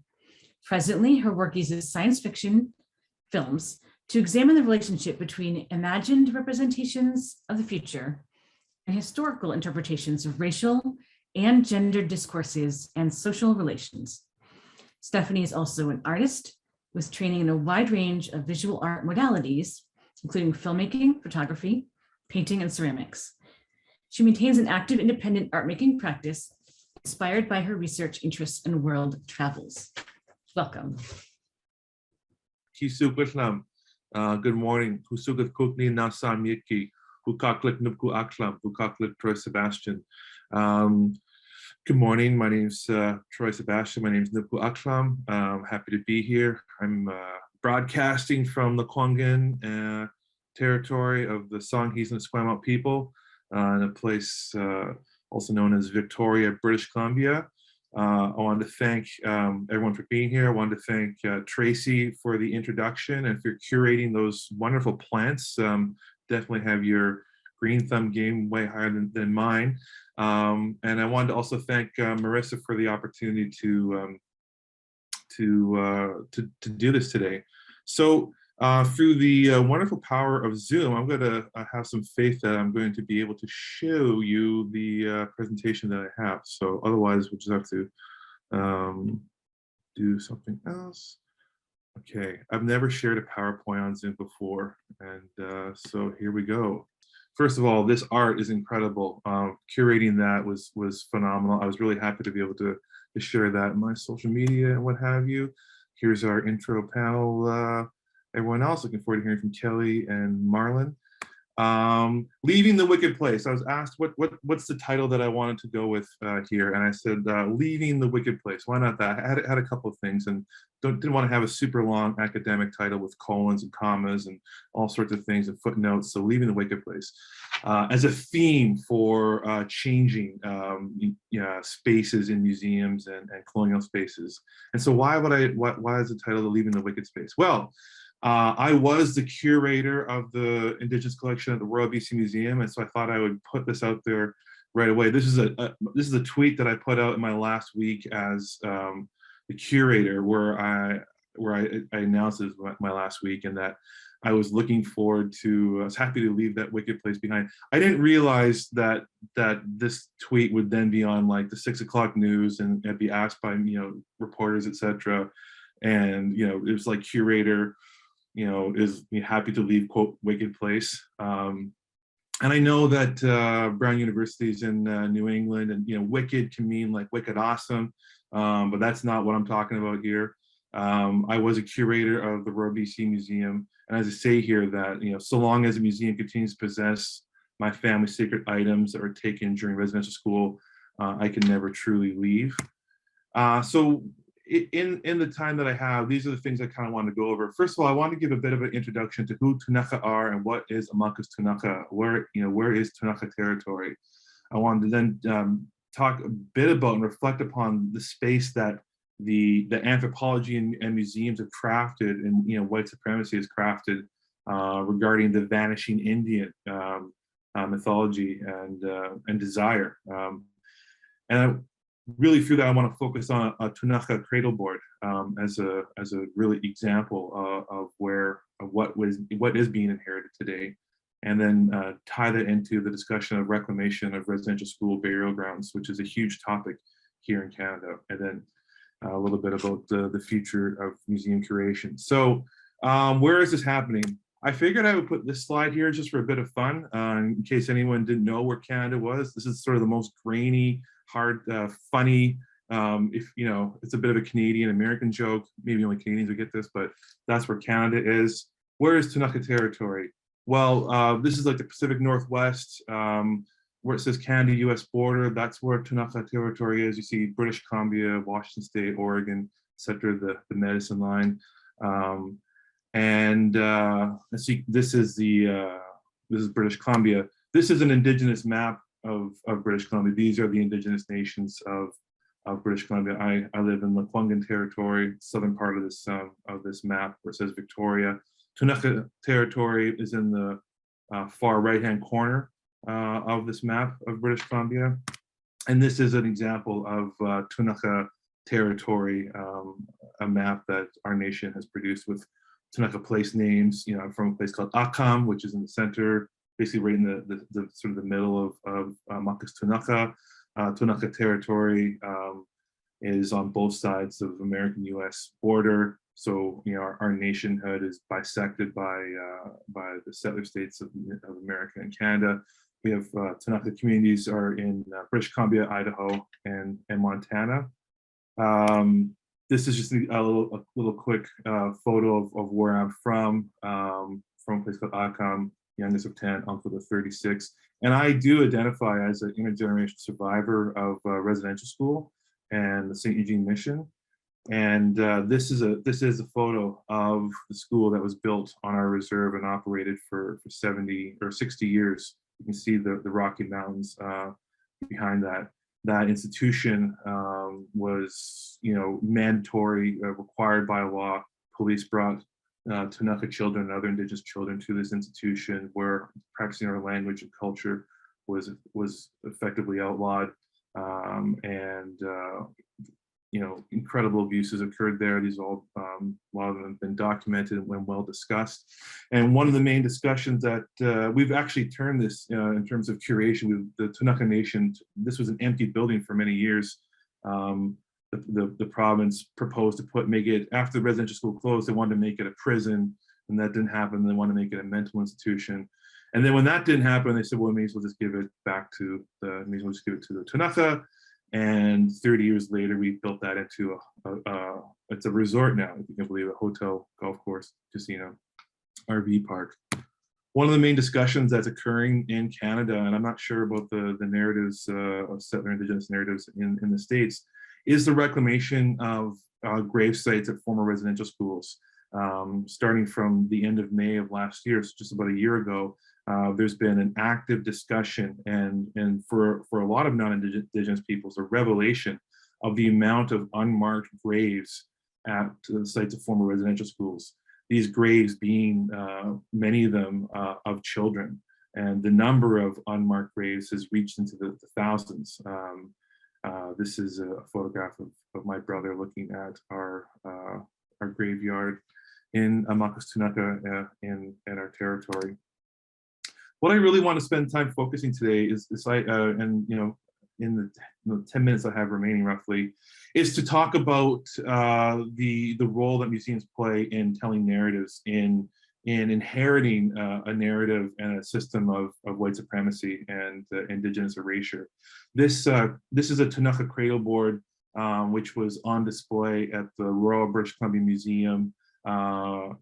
One of the cool things about this display is you can see the Ktunaxa language that's used on the display. I don't know if you can see in your screen, but it's a bottom right-hand corner. What the museum would say previously, you know, I was the second indigenous curator, indigenous person who was curator of the indigenous collection at the museum. Previously, it was called the curator of ethnography, and so the anthropologists, you had to be an anthropologist essentially to be in that role. And what they would tell us about our own material is that we are distinct solely for our beadwork. And here you can see a Ktunaxa cradle board, which has some really intricate beadwork. The flora and fauna here is reflective of the Ktunaxa territory. But aside from that, that's really the only thing that's really interesting about Ktunaxa. I was told this, you know, repeatedly by the curator of this collection, you know, over decades, basically. prior to eventually having that job. What is missing here, obviously, is a child, and is a story of how this cradle board, which demonstrates, Ktunaxa ingenuity and a millennia development of generational care for children, from parents, from mothers. Ktunaxa is a matrilineal society and nation. What is missing here is the child, and what the museum did have stated here in this display is that this was donated to the museum in 1929. In 1929, Ktunaxa were legally required to have our children attend residential school. My father was 5 years old at that time. And this was at a time when our residential school was reported. The Indian Affairs officials who were conducting studies on what was going on knew that the children were being, in spite of the fact that the institution was producing large amounts of eggs and produce, etc., that all of that was being sold off to augment the resources of the institution, and all the children were essentially malnourished and eating skim milk. And so this idea that this beautiful cradle board, that this legacy of Indigenous brilliance is somehow donated at a time when we were legally required to have children go to residential school, when we could not hire a lawyer to advocate for our rights, when we had none of our rights or title to the territory recognized by the state. It's an incredible stretch of the term donated, and it needs to be really unpacked. So what have we inherited? Well, museums are central in upholding white supremacy, and state institutions demonstrate a posture towards Indigenous peoples. What this means is we can see that museums are central to a formula where they're interconnected to the policy of the province or the state as an institution, the state, the church, and the museum. So the province would take the land, the church would take the children, and the museum would take our possessions, material culture, and really our ability to tell stories about ourselves.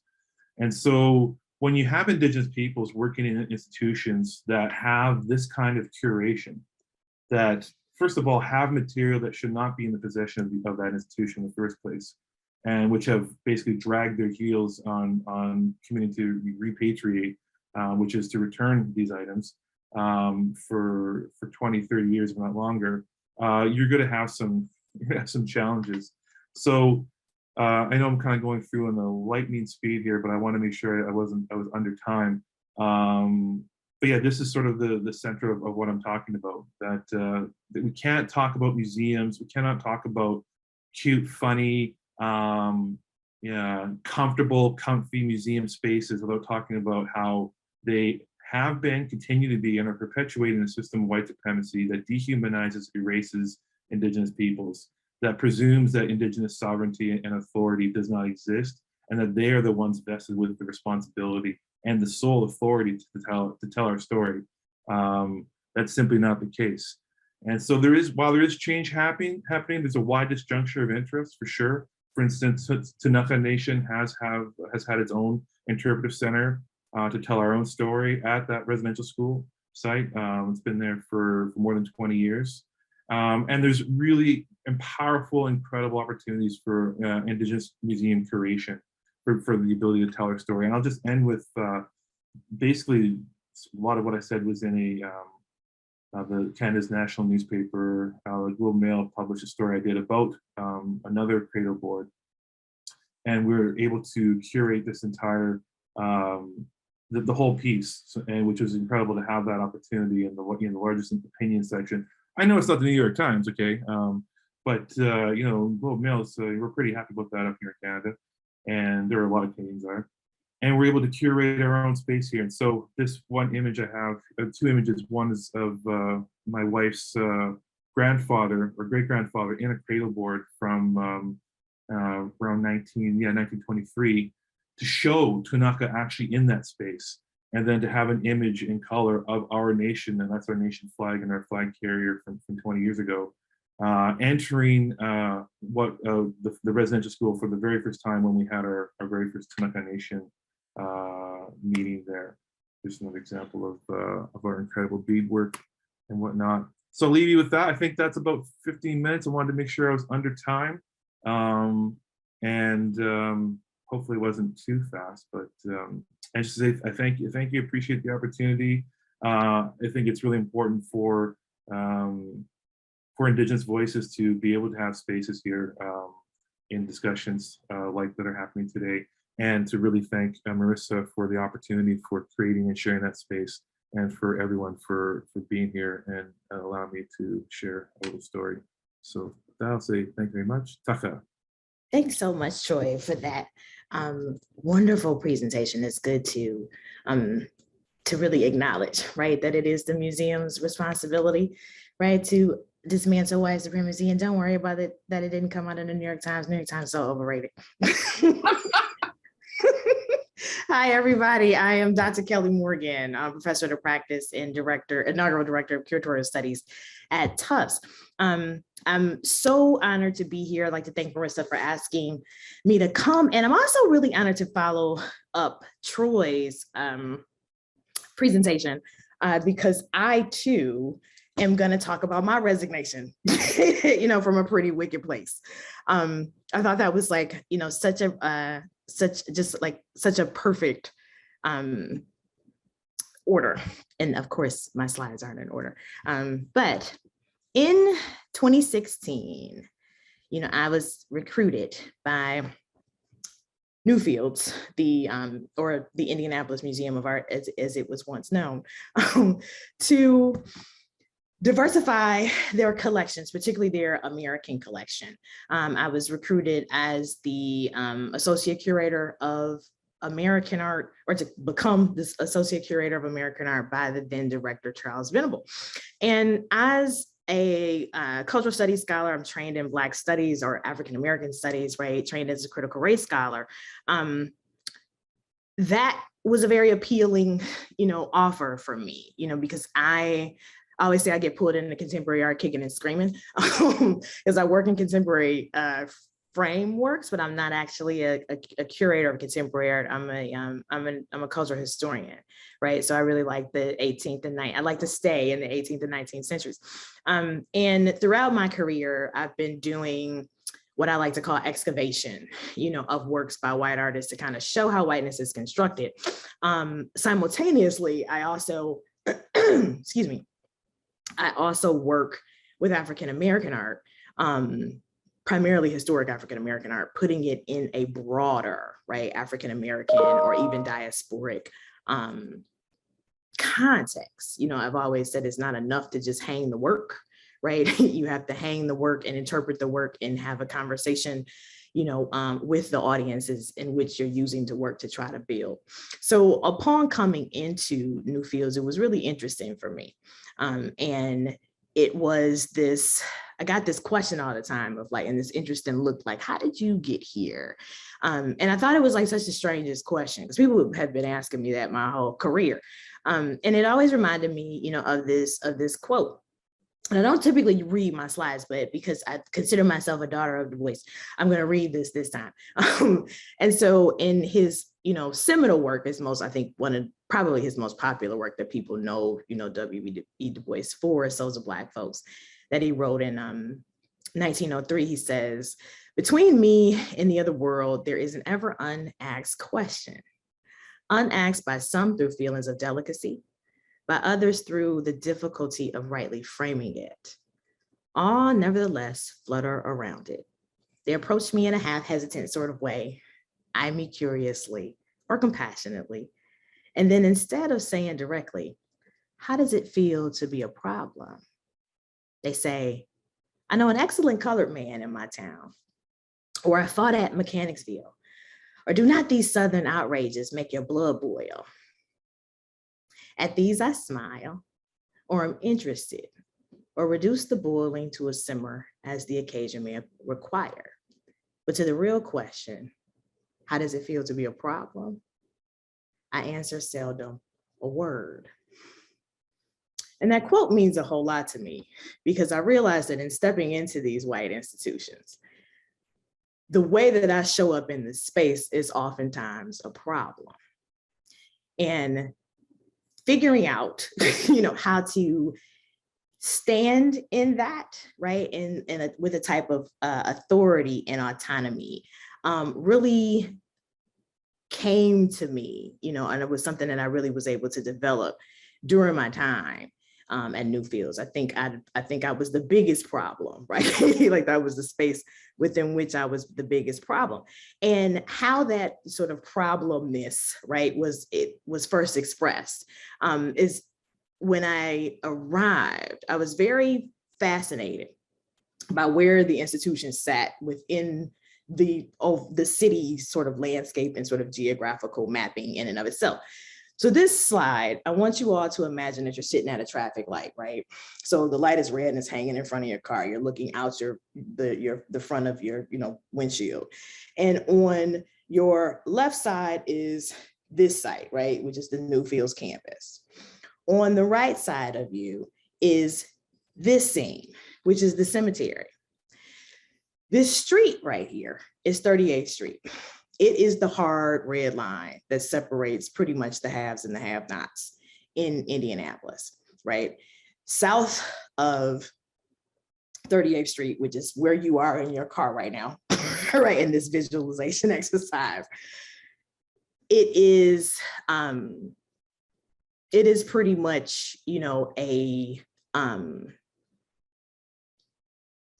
I'm trying to think of the right words to use. Just, basically the hood, right? I'm just going to be frank.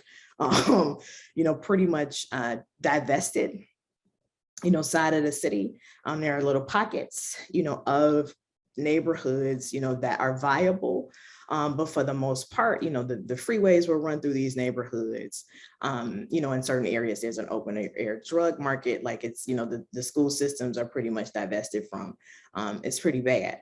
North of 38th Street, which again is where your car is headed, right, on what's actually MLK and Michigan Road, right? So that's like the cross street. You would be hard pressed, to find people of color who actually own property. I've lived in a lot of cities. I'm from Detroit, one of the most segregated cities in the country. And I'd never seen, redlining have such a hard, drastic effect in a city before.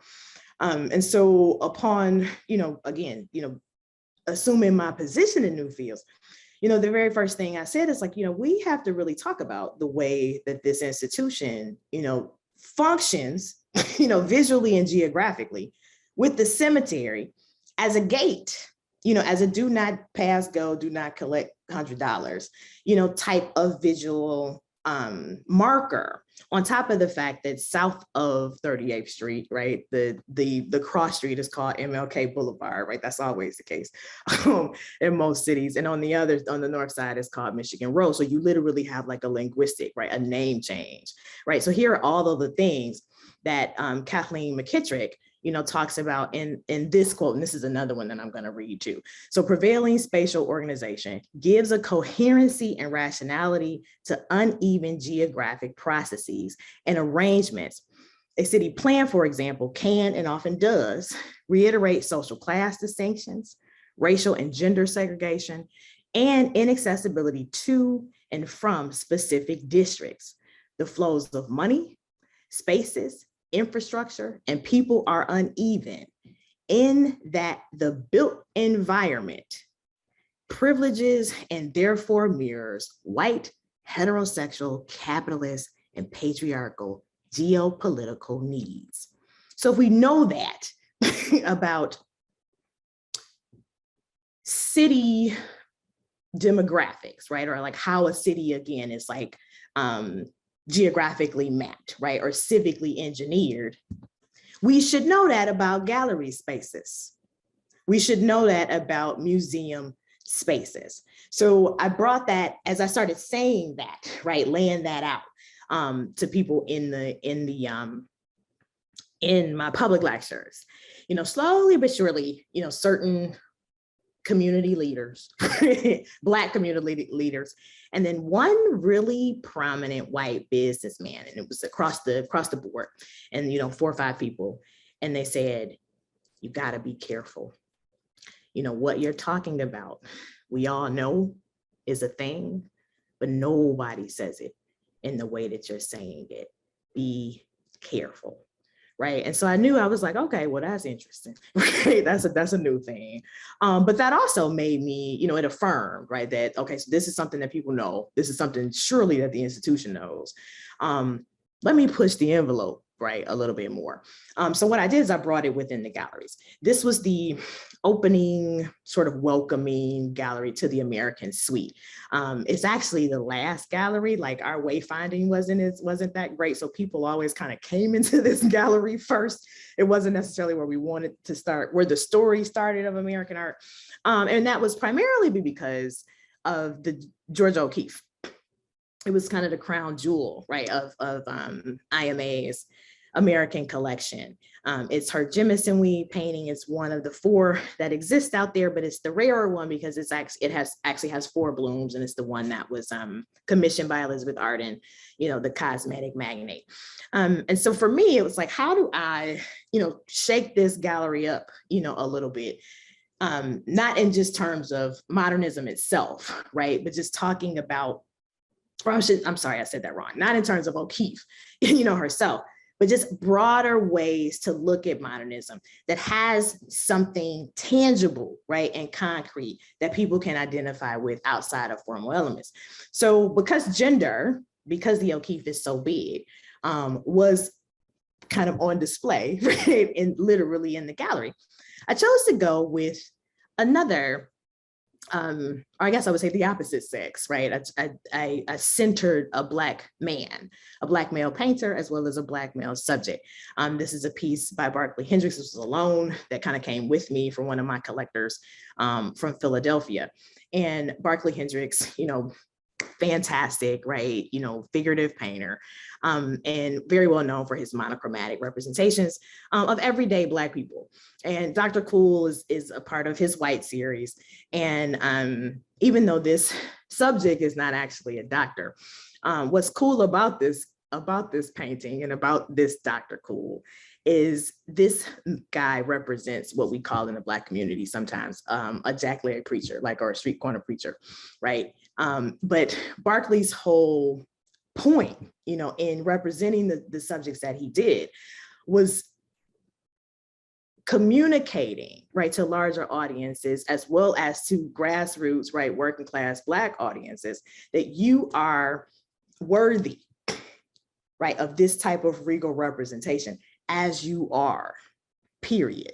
You don't have to have a PhD, right? You don't have to have a six-figure salary.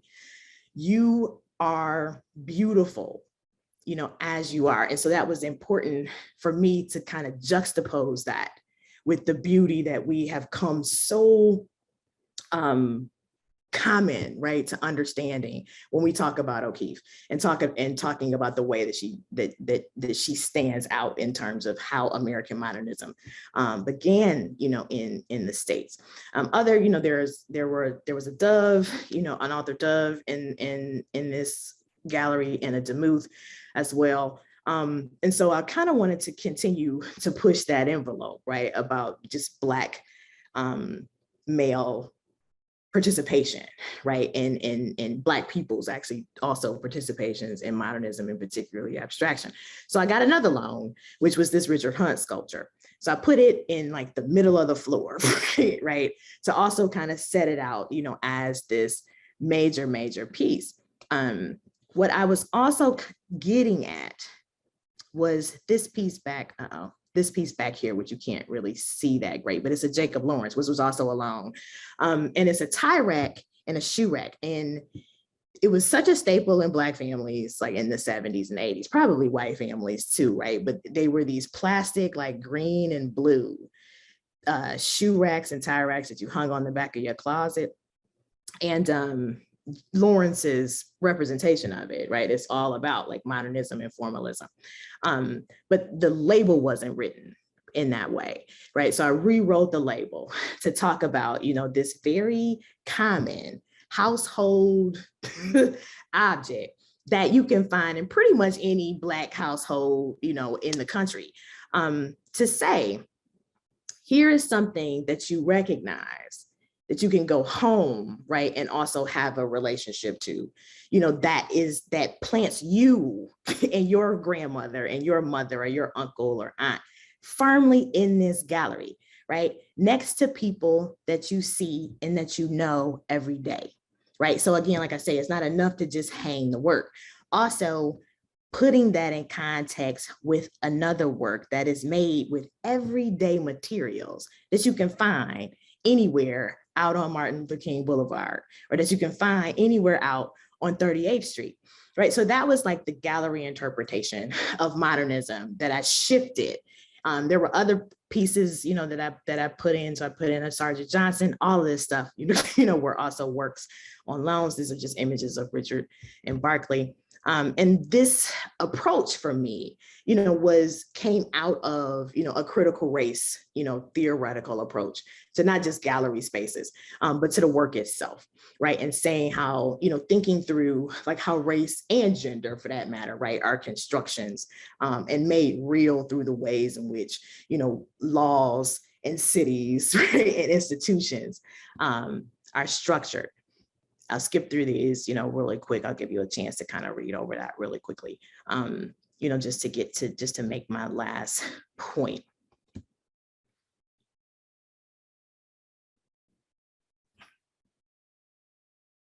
So for me, it was about figuring out the ways, if we're going to figure out how to be diverse, right? If we're going to talk about, this being an equitable place, we first have to acknowledge the fact that museums were structured, right, to really codify whiteness, specifically to codify white male identity, right, and sort of white male positionality on a class and a human, right, this sort of fictive human taxonomy, right, or scale.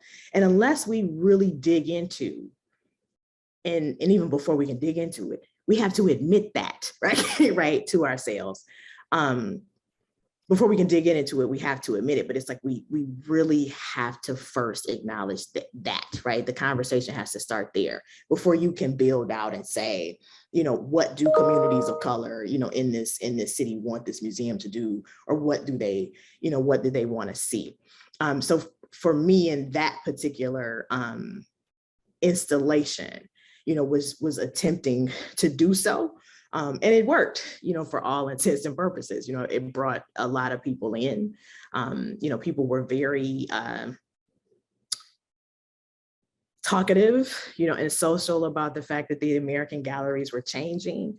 I pushed the envelope, a little bit more, in I'm skipping through now, but in rearranging the works in this gallery, which was really IMA's like kind of sacred space, and through this lens of lynching and also a contemporary work and how lynching and its history has affected both Black men and women and white men and women, and that went over really well, right? And what I eventually came to understand was it wasn't so much that the institution was sort of angry, right, at the subject matter, right? They were really angry that the way that the work was being reinterpreted was actually being received well by the community, right? So it was like, oh, the issue isn't so much, the work itself, right, or the interpretation itself. The issue is that the work is working, right? And so that also, just kind of blew my mind. So with that and some other things, particularly the acquisition of this vase, I wound up having to resign because the pressure, right, that my work was putting on the leadership to really change, and to really challenge, its investment in white supremacy, just kind of pushed me and several other people, out the door. But as luck would have it, which never happens, the institution, 6 months after my resignation, the institution actually kind of showed its true colors to the world. and actually put that, racism and white supremacy and investment to it, on display with a job description that literally asks for its new museum director to maintain its traditional core white audiences. And so that was really, again, helpful to me, because it was literally the institution's leadership, saying that it wanted to maintain the very thing that it hired me to, or claimed, right, that it hired me to usurp. And so I'll end by saying, these whole ideas of diversity, right? These whole ideas of DEI and equity and inclusion, whenever you're going into an institution, be sure that you ask, right, if the institution has even defined those terms for themselves, if they even know what the work entails. I always tell my students, don't drink the DEI Kool-Aid, do your research. Because for many institutions, the words sound good. We're in a socio-political moment where this is kind of, DEI language and anti-racist language is what you kind of have to say, right? But typically, or at least in my experience, there's really no infrastructure and no real investment to it, so be careful, in how you're going about, approaching or working with institutions that say that they're actually devoted to diversity, equity, inclusion, and anti-racism. Thank you. Good afternoon, everyone. Excuse me. My name is Marland Buckner, and as Tracy indicated earlier, I'm the interim executive director of the Black History Museum and Cultural Center of Virginia here in Richmond. First, I want to thank the organizers of the conference for inviting me, and in particular, I want to thank Marissa, who has been extraordinary in getting getting all of us together and set up. I recognize that I am the only thing standing between you and an interesting conversation, so I will make every effort to be relatively brief, with one word of biographical caveat at the beginning. You heard my introduction, and I can imagine some folks thinking, why is this seemingly DC guy the interim executive director of a Black History Museum and so forth?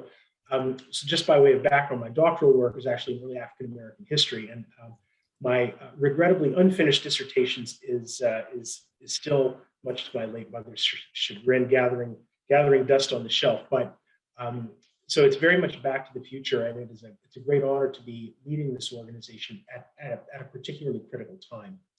I really want to thank Troy and Kelly both for their comments, and I was sitting making some notes because I recognized some of the issues and themes that we're all touching on here, and I'll certainly get to those, but by way of point of departure, I think put as simply as possible, I think the question at hand for us today in this conversation, as it relates to the Black History Museum and Cultural Center of Virginia, revolves around the disposition of 11 Confederate monuments and associated paraphernalia that was previously owned by the city of Richmond. That is kind of the center of the question, but we'll radiate out from there in a moment. So before I dive into a little bit of the background on kind of how we got to where we are vis-a-vis these Confederate monuments, let me just say a word or two of background about the Black History Museum. We're celebrating our 40th anniversary, and we're unique in cultural institutions, certainly in our city and in our region. We do function as a museum. We have a small collection, but historically we have functioned at least as importantly. We've had both a curatorial and at least as importantly a convening function. We're a relatively small physical space, or 8,000 square feet on 2 floors, but we pack a lot in. And our collection ranges from antebellum artifacts all the way through to the present. But it is really this convening function that I've come to appreciate and understand as being central to the way in which people engage with us and the expectation that that the community has of us. We have played that very unique role, and that will become important in a few minutes. Let me quickly get you up to speed on kind of what has made this question of museums as sites of difficult history operative for us. And again, it does revolve around the 11 Confederate monuments that I mentioned. And Hannah, I'm wondering if you could put up the slide that I sent to you. Thank you so very much. I appreciate it. What you see here is a picture of the statue of Robert E. Lee, a statue about six stories high that really sits at the center of this question. Let me give you a little bit of background so you have a little bit more context. Let's rewind quickly to 1870, when efforts first began to venerate said Confederate General Robert E. Lee. Fast forward to 1890, the 61-foot tall monument is erected, and it is surrounded by a crowd of 150,000 people. It was the first piece of Monument Avenue before really there even was an avenue.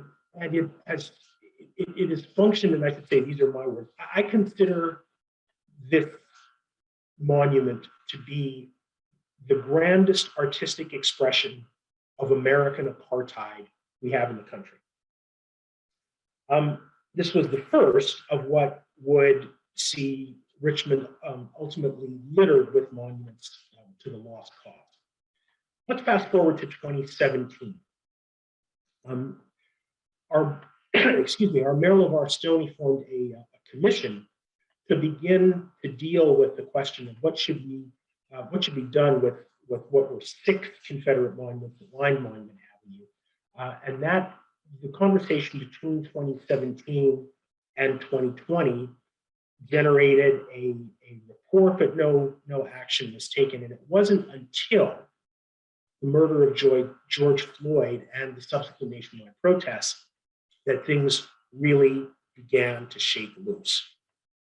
June 4th of 2020, then Governor Northam announced that the Lee statue would be removed from the state property it sat on, but by that time, folks had already taken matters into their own hands.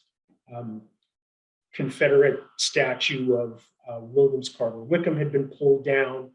A variety of other statues were being taken down by protesters, and then very quickly a legal battle ensued. There was an injunction over the removal of the Lee statue.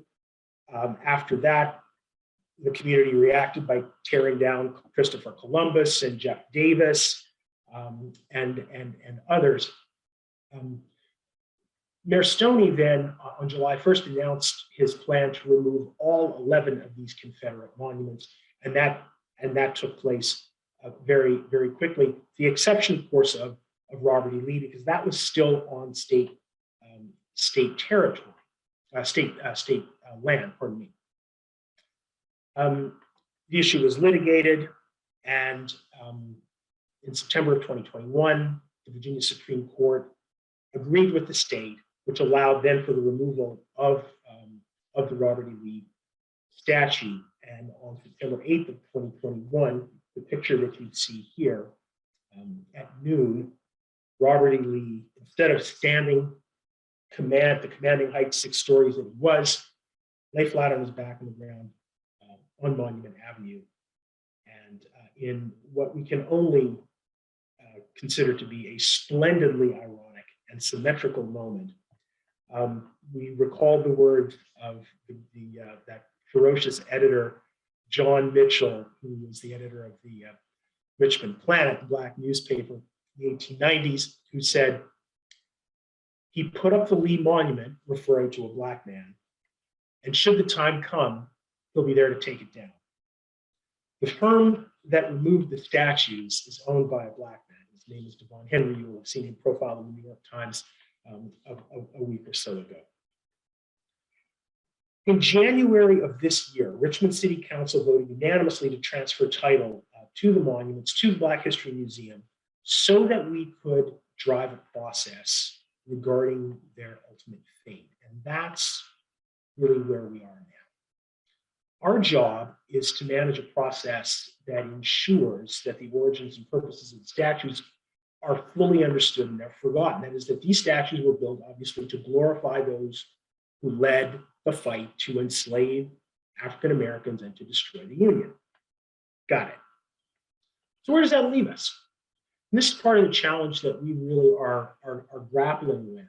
And this is, you know, the challenge that we face as an organization that has a remarkable opportunity, perhaps extraordinary in the country, how to use these artifacts to help unwind, if you will, all of the damage that has been done since their erection and before. We've set our sights on three big goals.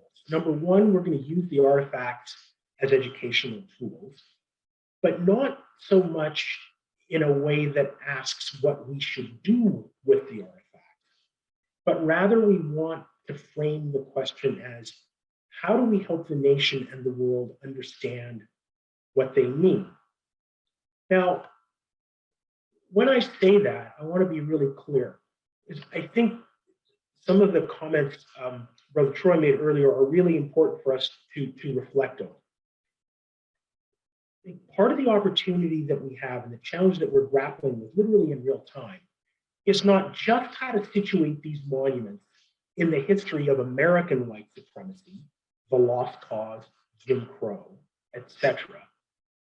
But I think what we've got to do and what we're grappling with is to understand how they functioned across time as artistic expressions of American authoritarianism, and in so doing, how they fit in relation to the question of the trajectory of the hierarchy of human value across the late 19th, throughout the 20th into the 21st century. That's really the essential question that we're grappling with. So this isn't a local or regional or even a national question.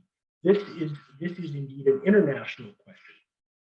There is really nothing different about what sits at the source. There's nothing really different about the animating impulse that sits behind these monuments as the animating impulse that sits behind the horror of residential schools in Canada. And I hope that Troy and I may have a chance to back and forth a little bit on that. So, as I said, we've set our sights on three big goals. We want to use these artifacts as educational tools, number one, understand how to really fit them into this arc of not just authoritarian, but American authoritarianism, but global authoritarianism. The second thing we've got to do, and this goes to the question of like how the museum functions as an organization, just operationally, we've got to get outside our four walls. We know we have to do that. These monuments have such spatial presence and power. We can't ignore the spatial dimensions. And Dr. Morgan made reference to it. She was showing us some of the pictures of Indianapolis. I mean, we face those same challenges. I mean, part of what we're grappling with is how to leverage these and other, yes, I call them cultural assets, in helping to reimagine our commemorative landscape so that we can build and rebuild community capital, the very capital that they were essential in destroying, all in an effort so that we can offer a path toward not just understanding ways in which the arts and culture can drive healthy and sustainable placemaking and healing, but so that we are making the organization in its core mission function in a manner that has deep and impactful resonance in communities that to this day see 20-year life expectancy gaps that are when they're just a few miles apart. So we're grappling with the question of the ways that cultural activity and neighborhood development, frankly, have complementary and intertwined missions. We see ourselves at the center of that discussion, and part of part of what our hope is that we'll be able to integrate our work into the work that's being undertaken to center the area into older Richmond, the Shockoe Bottom area, which was the center of Richmond slave trade and played a pivotal role during the peak years of the nation's interstate slave trade. Much of Shockoe Bottom has been razed and paved over, but it was second only in importance to New Orleans between 1830 and 1865 in terms of its relevance to the slave trade with the domestic slave trade within the United States. So again, we've got slave trade auction houses and jails and residences of the most prominent slave traders all in this area, but it's now really a lot of parking lots, and we've been working assiduously to try to drive a process that will integrate these efforts. So as I said, so that we can really begin to connect the commemorative landscape of the city, and in so doing, begin to help drive the kind of healing that we need. That's the second thing. The third thing, and this is the really, really hard part, and I'll end here. We have to do this work in ways that invite everyone in so that the dialogue is sustained, civil, data-informed, and evidence-based. And I firmly believe we have to do this in a way that allows people to see enough of themselves, even those who themselves may have benefited from the very history we are seeking to redress. We gotta let people see enough of themselves in that effort so that they're willing to confront that brutal history, and in so doing, move from disregard, fear, and anger to empathy, and ultimately action.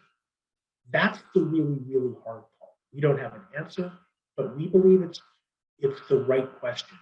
And I look forward to hearing from my colleagues and taking questions about this and other matters. Thanks very much. Hello, everyone.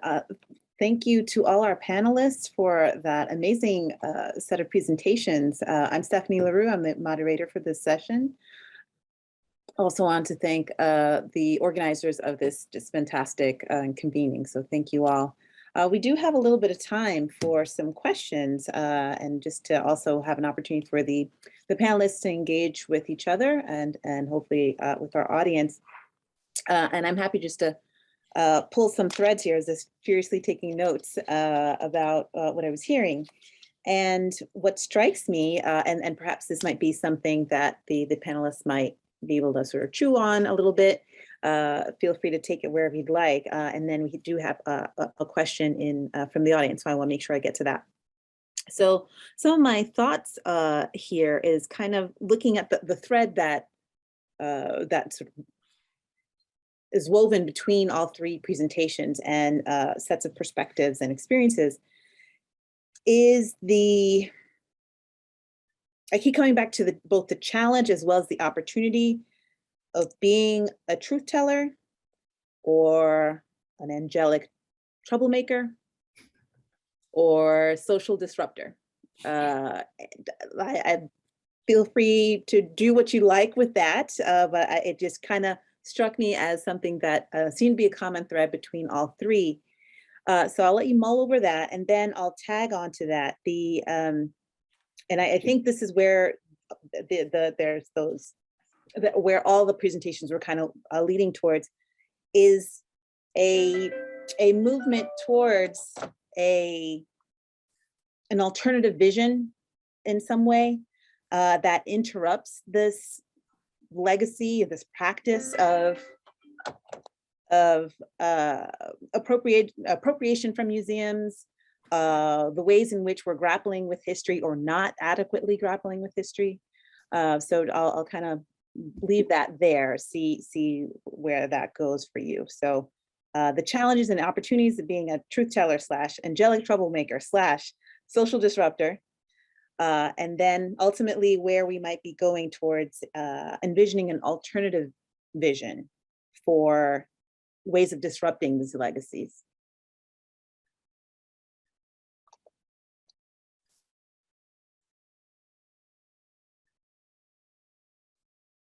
Troy, did you want to jump in first, or I can jump in first? You go for it. Thank you for that, Stephanie. Like I was just trying to write down like everything you said, because I was like, that gives me new language, right? But I will cite you. It's hard, just to be really frank, it's really hard work. I used to say all the time, in Indiana, it's amazing, how hard you have to fight with people just to get them to do the right thing, or just the moment, when myself and my colleagues, kind of came, particularly my white colleagues, right, came to the realization that the institution just didn't want to do it. It's like, so usually when I'm teaching it, I'll tell my students, like, I stop wasting my time with people who don't want to go. I'm trying, Marland, I wrote down the last point that you made, because I was like, I needed that for some inspiration, right? Because I have been so done, right, with trying to bring people along who don't want to come, right? Yeah. Right, it's like, but it's really hard. And so I always tell people, like, understand, what you're getting into, because the resistance is real. And I think Marland made that point really well during his presentation too, where and just being frank, right, with white people, that willingness goes as far as their comfortability, and so liberal, conservative, in the middle, wherever they are, right, it goes as far as their comfortability and as far as they're willing to sacrifice privilege, and when they get to that point, that reactionary cognitive dissonance, nervous breakdown, pushback, right, happens. And you have to be, I call it my 6-foot chain link fence. You have to have that wall in front of you. And the reason why I call it a chain link fence is because you need to see it coming. And you also need to understand that some of it is going to come through, right, and hit you, and you have to be able to clean yourself off, dust yourself off and get back up to continue to, like you said, be that angelic truth teller and social disruptor. I just quickly, can I follow up on Kelly's comment, sort of with an observation and a question? But first, a caveat: the words Marland, Buckner, and angelic should never appear in the same sentence. It's a horrible idea. I'm the truth-telling piece of this, and this question of like, framing the alternative. I think to Kelly's point, how we can ensure that the alternative, as it were, is sufficiently expansive to invite people in and to hold them there. And we hear this a lot, being comfortable in your discomfort and all that. Yeah, look, I don't have an answer right now to Kelly, to the very important point that you're making.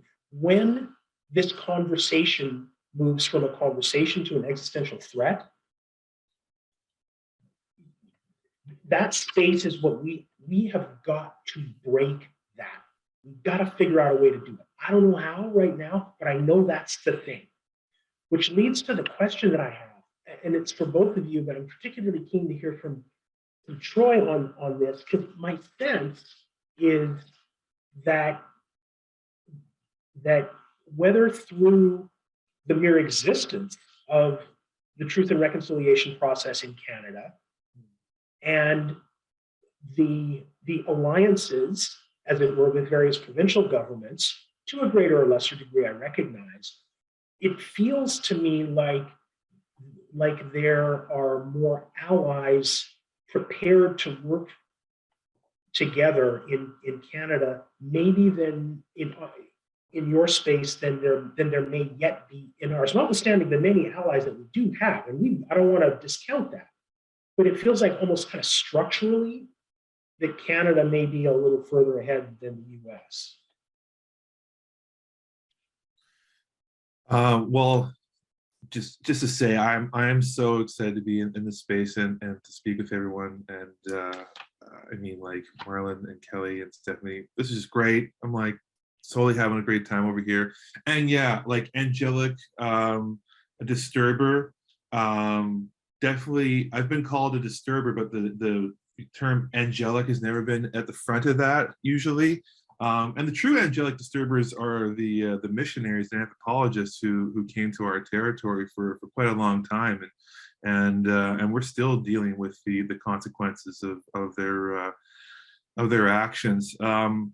I think one of the great successes of the Truth and Reconciliation process in Canada, and one of the great successes of Canada itself, is to tell us a narrative that is further ahead than the America, and that the contrast between what's happening south of the line to here is always one of the fundamental fulcrums of political, social, economic identity in Canada.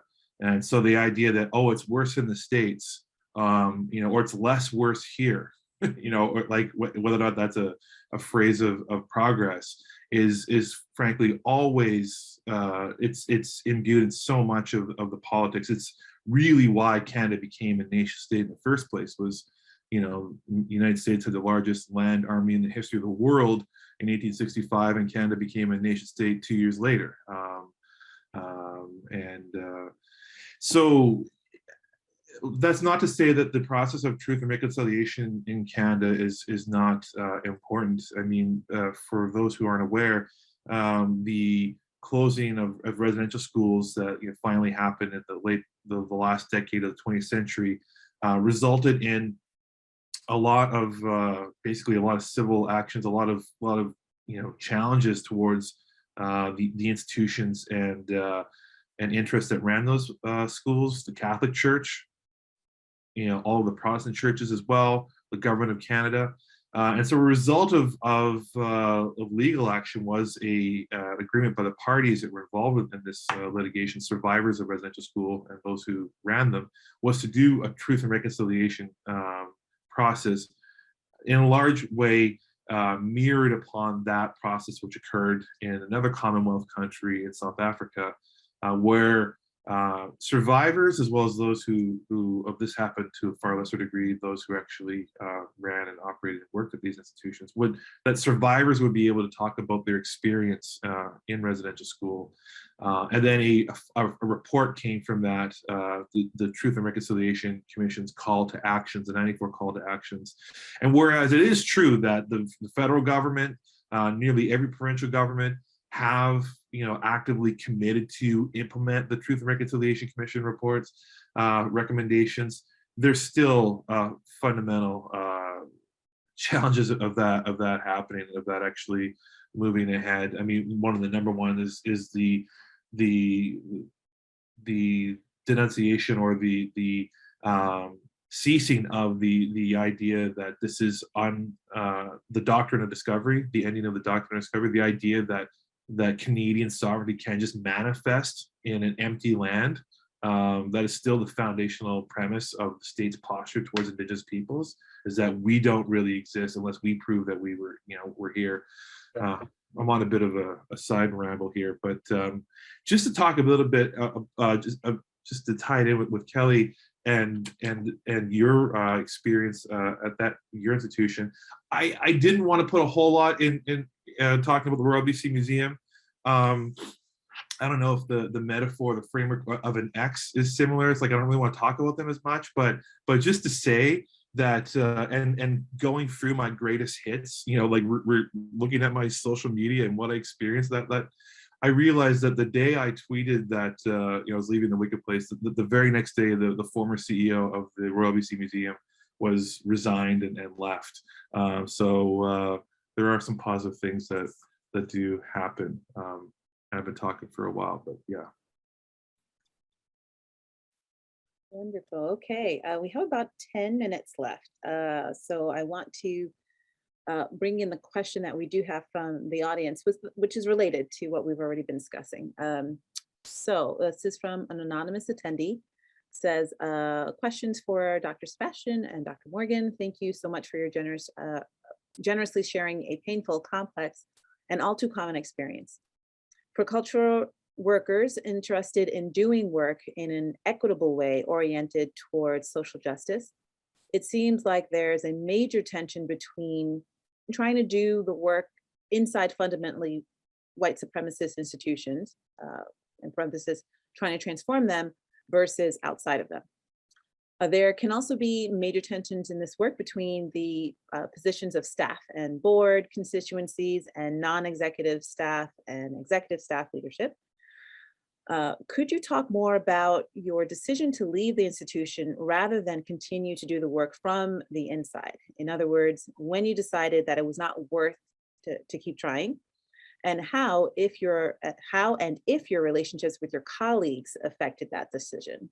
And then I'd add to the tail end of that is how your relationships, your professional relationships, or even your personal ones have shifted or changed since making that choice. And I actually think all three presenters can speak to this in different aspects of this. So we'll allow that to be a question for everyone.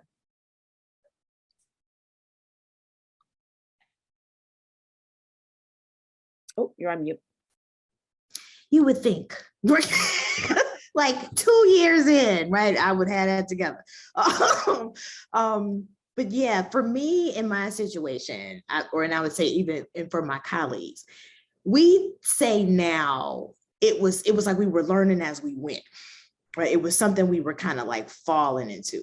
So we were already working in, I had a couple of colleagues, Tiffany Gleason, Tasha Horowitz, Jen Mayhill, who had created this core team model so that every exhibition, every program, there was at least, 2 or 3 people from each department at the table as we conceptualized all the institution's programming. That was one reason why I took the job, because I was like, no museum works like this, right? Right. Little did we know that senior staff had been really trying to usurp, and to dismantle that process the entire time that we were working on it. And so there were ways in which when I came in with my training that we kind of tweaked it, and a little bit. And it was really because we were working like that in the first place, we were a very close-knit staff. So when all of the kind of crazy stuff, the really bad discrimination, really bad racial discrimination started happening, we were talking to each other, like, okay, well, you do this on this day, and then I'm gonna do this, on this other day. So my resignation really came out of once the institution then started to react to us. So there was like a very specific campaign, that the leadership just kind of started to pick us all off, right? Because there was like 12 of us, like kind of key players, and out of the whole staff of like, 250. And then there were several of us who had relationships with different board members, and we were having those conversations, right, to speak to that disconnect. And that information wasn't going anywhere, right? And then as it started to become public within the institution, having those board members say, I never got an email about that. Or nobody ever told me about that, or I didn't know about that. So we were just like, okay, so the board is also problematic. My ultimate resignation, and I'll stop here, came from like, it's funny because one of my colleagues called it my like perfect rollout. So I'd done a couple things. I published an essay, about it first. The institution didn't even know the essay had come out until 2 months after I was gone. Right? So that's just how much they were paying attention to what's going on in the field. I posted to Change the Museum on Instagram, right? And like, even though Change the Museum is anonymous, like there was no way that people didn't know, right, that I had sent that post to them. So when the leadership, saw it, they kind of outed me, right? Which then again, just kind of freaked my colleagues out on staff, and everybody was like, you gotta resign and you gotta say something. The other thing about me saying something was I had circumstantial evidence of my situation, not enough necessarily to sue, right, to kind of prove, right, that it had been, racial discrimination. Some of my other colleagues had much stronger cases, right? So it was like, if I play it out, in the court of public of public opinion, you know, in ways that other, you know, female museum professionals had done, right, in some of the years before.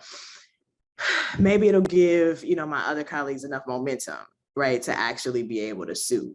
So that was how, you know, how we got there. Like, it was really like my colleagues kind of saying, like, you got to say something to me, being like, ooh, okay, you know, you know, and it worked, you know, for that man. Like, it wasn't even so much what we did, it was what Charles wound up doing, you know, with that job description. The job description wound up making all of it just really work, you know, for both of us, because the arrogance, you know, it was this whole idea of like, what are any of you gonna do, you know, or nobody's gonna do anything about it.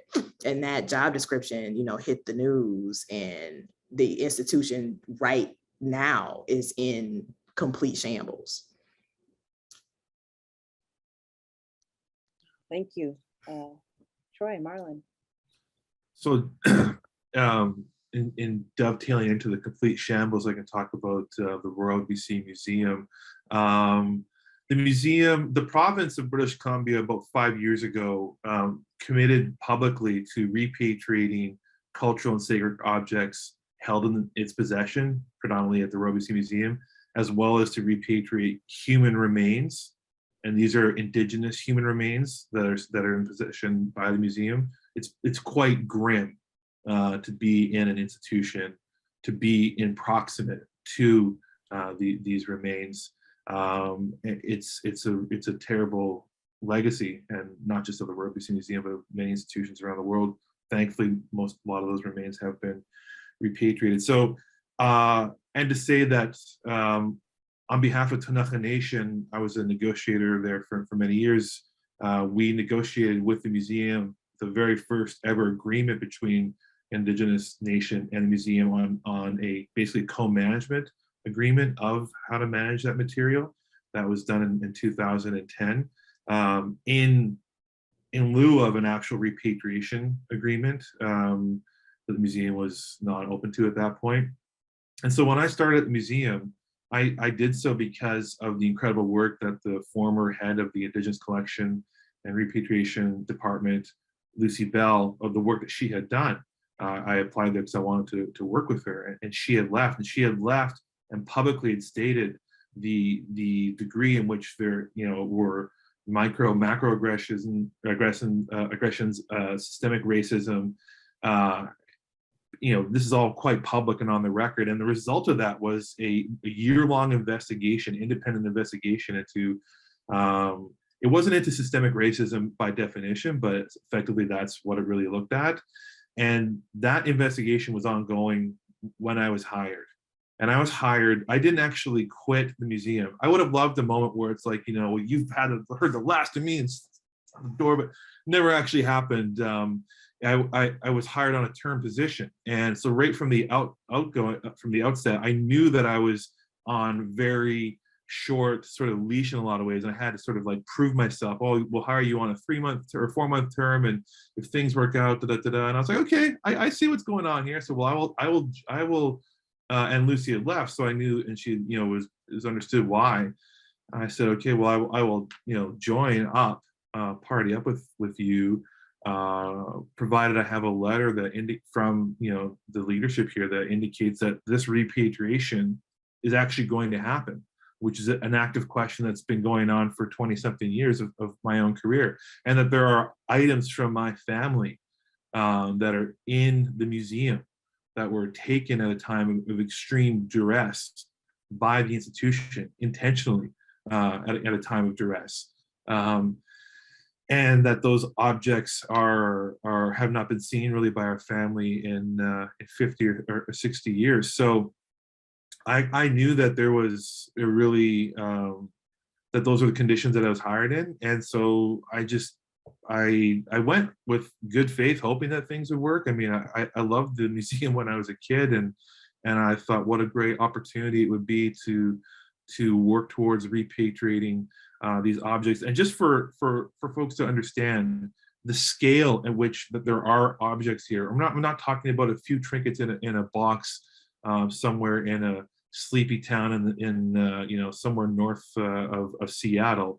The collection that the Royal British Columbia Museum has on behalf of the province is so large that there isn't a warehouse large enough in British Columbia to house it all.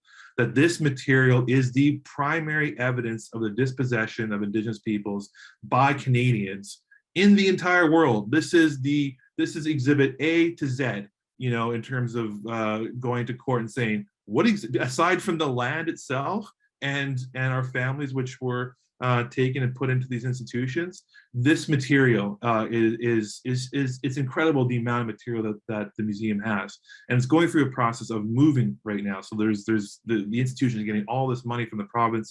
They're moving a huge portion of it, and so they were really excited by, oh look, we have so much material. Anyhow, this is all to say that that the museum is really in a crossroads and a disarray. And truly, can a settler institution that upholds white supremacy, that is based upon the premise that our land, that Indigenous peoples have no connection to the land, do not own the land, and do not have the cultural, political, or social ability to tell or own our own story, can any institution in that framework effectively redress, repatriate, be committed to truth and reconciliation? The clearest example of where that disjuncture works is happening today outside of museums is how the province deals with the apprehension of Indigenous children. And there are more Indigenous children in care by the province of British Columbia today than there ever were at the height of residential schools. That continues to be a stat that's real. That's a live reality. And the province still maintains, even though it has a delegated authority model, even though Ktunaxa have been managing that system of child welfare and child and family services for over 20 years, it still maintains this conceit, this settler belief, this genocidal notion that the province has the authority for determining and the sole jurisdiction for who has the best interest in the child. So we can't work within these institutions when they're based upon that. And if they're in a state of disarray, that is a good thing. That is a progressive thing, and that's something that I'm happy I had a small but lively role in. Excellent. Thank you so much. Marland, if you can give us 15 seconds. Sure. Ending on a note of optimism, because we're celebrating our 40th anniversary of having been established precisely in order to deal with the challenges that Kelly and Troy have articulated. What we have, frankly, is a wonderful opportunity to lead and to drive collaboration, coordination, integration, and alignment between and among organizations, the allies that we do have across the cultural sector in Richmond. It has been, frankly, and it's been absolutely astonishing to see that level of cooperation. We get nothing but both moral and active support from folks. And I have to say, we I think, are in a wonderful position to show what it looks like to move forward working together to do very, very difficult things. That is an uncharacteristically optimistic articulation coming from a congenital pessimist. Here I stand, I can do no other. Fantastic. Thank you very much. And thank you to all our panelists. This was a wonderful conversation. I hope the audience found it equally as enriching. I'll pass the mic back to Marissa. Thank you all. Wow, thank you so much. Thanks to the speakers for such a thoughtful set of presentations. So just kind of thinking through the museums as, we heard about museums as gates, museums as places of theft, as sites of evidence. And as Kelly said, places where you need to be careful about what you say or how you say it. And so these are all ways of thinking about museums, I think, that aren't out there in the world often enough, but that our speakers have really zeroed in on through their work and their conviction. Stephanie said calling these things out takes guts, and it's really important work because museums are places where power relations play out, as our speakers showed today. So I'm really grateful to them for joining us and for the paths that they blaze that open up actions for others. And I think all of us are grateful to Stephanie for introducing the phrase angelic troublemaker, which we will all go on to use, I'm sure, in our lives. And as Kelly said, with citation. So we're going to take a short break and then we're going to reconvene using another Zoom link, and I'm going to drop it into the chat in just a second. So for people who would like to get together for breakout sessions, we will meet here. Sorry, let me just drop it in for everyone. We will meet in that Zoom room. Whoops. Rather than we were scheduled to be in there at 3:40. Let's take an extra 5 minutes and meet in there at 3:45. We'll have a chance for two 20-minute breakout sessions for people to talk about the issues of the day in small groups. So we'll see you there. Thanks so much to Kelly, Marland, Troy, Stephanie, and all of the other speakers and moderators who came beforehand today. It's been a really, really great day. So thanks to everyone.